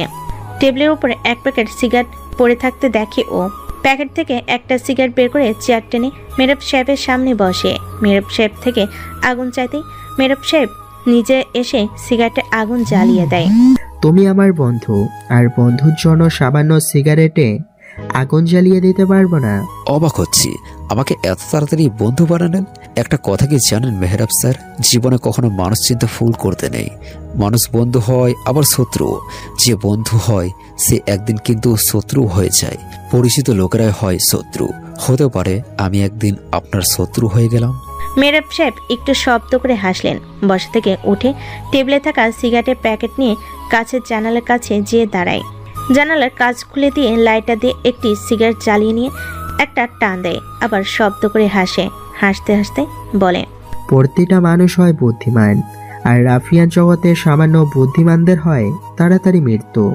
রাফিয়ান হওয়ার জন্য জীবনের শৈশবটা আমি নিজ হাতে বানিয়েছি। তুমি জানো, গরিব হয়ে জন্ম নেওয়াটা ভাগ্যের দোষ, কিন্তু গরিব হয়ে মরাটা আমার দোষ। যখন কিছুই ছিল না তখন থেকে মানুষকে ভাঙিয়ে খেয়েছি, তারপর এত কিছু। তুমি বললে না তুমি শত্রু হয়ে যাবে, পারবে না। যে এভাবে বলে সে কখনো শত্রু হবে না। আর বললে না এত তাড়াতাড়ি মানুষকে চিনতে নেই, এটা ঠিক। কিন্তু কিছু মানুষ আছে যাদেরকে চিনতে রহস্যময় হলেও তাদেরকে চিনতে পারলে দুনিয়ার সব থেকে সুখী মনে হবে। তখন সব মানুষ একই রকম হয় না, আর না হয় সবাই শত্রু বা বন্ধু। কিছু মানুষের কথায় ভালোবাসতে ইচ্ছে করে।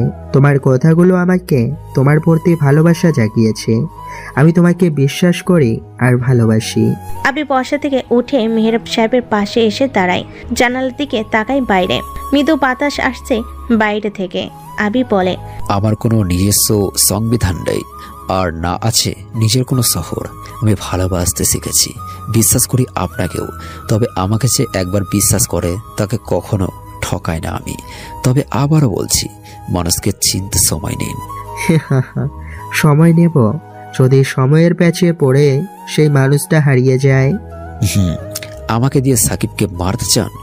এর থেকে আপনার দুটো কাজ হবে, আমাকে একটু চেনা হবে, আর আপনার রাফিয়ান জগতের রাজা হতে আরো একজন প্রতিদ্বন্দ্বী চলে যাবে। তবে সময় কিন্তু সবসময় নিজের আয়ত্তে থাকে না। Abir, you are genius. I like it my friend. রাফিয়ানের রক্ত নিয়ে খেলার এই জগতে একটাই সমাপ্তি, মারো আর না হয় মরো। আর বাঁচলে রাজা হও, না হলে লাত খেতে খেতে রাফিয়ানের যেন অস্তিত্ব বিলীন হবে। আমি রাজা হব, তোমাকে করব সেনাপতি। আবি একটা মেহরাব সাহেবের হাত থেকে সিগারেটটা নিয়ে নেয়। মেহরাব সাহেব মুচকি হাসি। আবি বলে, আপনি কখনো আমাকে সেনাপতি করবেন না। আপনার মুখে রাফিয়ান জগতের রাজা হওয়ার নেশা স্পষ্ট বোঝা যাচ্ছে। আর আমি যদি সবাইকে শেষ করতে পারি তাহলে নিশ্চয়ই আপনাকেও পারবো। আপনাকে Abir, really I am very impress of you. বিশ্বাসে মিলায় বস্তু, তর্কে বহুদূর। তর্কের থেকে নীরবতা শ্রেয়। তার মানে এই নয় যে বিশ্বাস করে চুপ থাকছি। এক মিনিট, তুমি হি হি করে হাসলে। নিলয়কে কপি করার চেষ্টা, নীলাকে দেখানোর জন্য ওর থেকে শেখা। এত তাড়াতাড়ি সন্দেহ? বিশ্বাসে মিলায় বস্ত্র, তর্কে বহুদূর। মিস্টার মেহরাব রাফিয়ান। আচ্ছা, তোমাকে সব বলবো একদিন। আপনার কাজ হয়ে যাবে, তবে নীলা যেন জানতে না পারে। অবশ্যই। আবি মেহরাব সাহেবের রুম থেকে বেরোতেই বড় রকমের অবাক হয়। নীলা সামনে দাঁড়িয়ে আছে। আবি মাথা নিচু করে নেয়। আবি, তুমি বাবার রুমে কি করছিলা? আবি কোনো কথা বলে না। নীলা আবিকে আবারও প্রশ্ন করে। মেহরাব সাহেব রুম থেকে বেরিয়ে আসে, হাতে সাদা গোলাপ। নীলাকে বলে, আমি ডেকেছিলাম ওকে এটা দেব বলে। ছেলেটা অনেক ভালো, কত চুপচাপ থাকে। আমার হাতে এটা দেখে আমার সাথে উপরে আসে, কিন্তু কোনো কথা বলেনি। বুঝলাম না চুপচাপ কেন থাকে। আমি একটু বকা দিতেই সে অভিমান করে রুম থেকে বেরিয়ে আসে। নীলা যেন হাঁপ ছেড়ে বাঁচে। যাক, বাবা তাহলে বুঝতে পারেনি আবিকে। কবে যে আবি ঠিক হবে। নীলা ফুলটা হাতে নিয়ে আবিকে নিয়ে চলে যায়। ওদিকে জয় বাড়ি থেকে বের হয়। সালমানের নাম্বার ট্র্যাক করে লোকেশন জেনে তারপর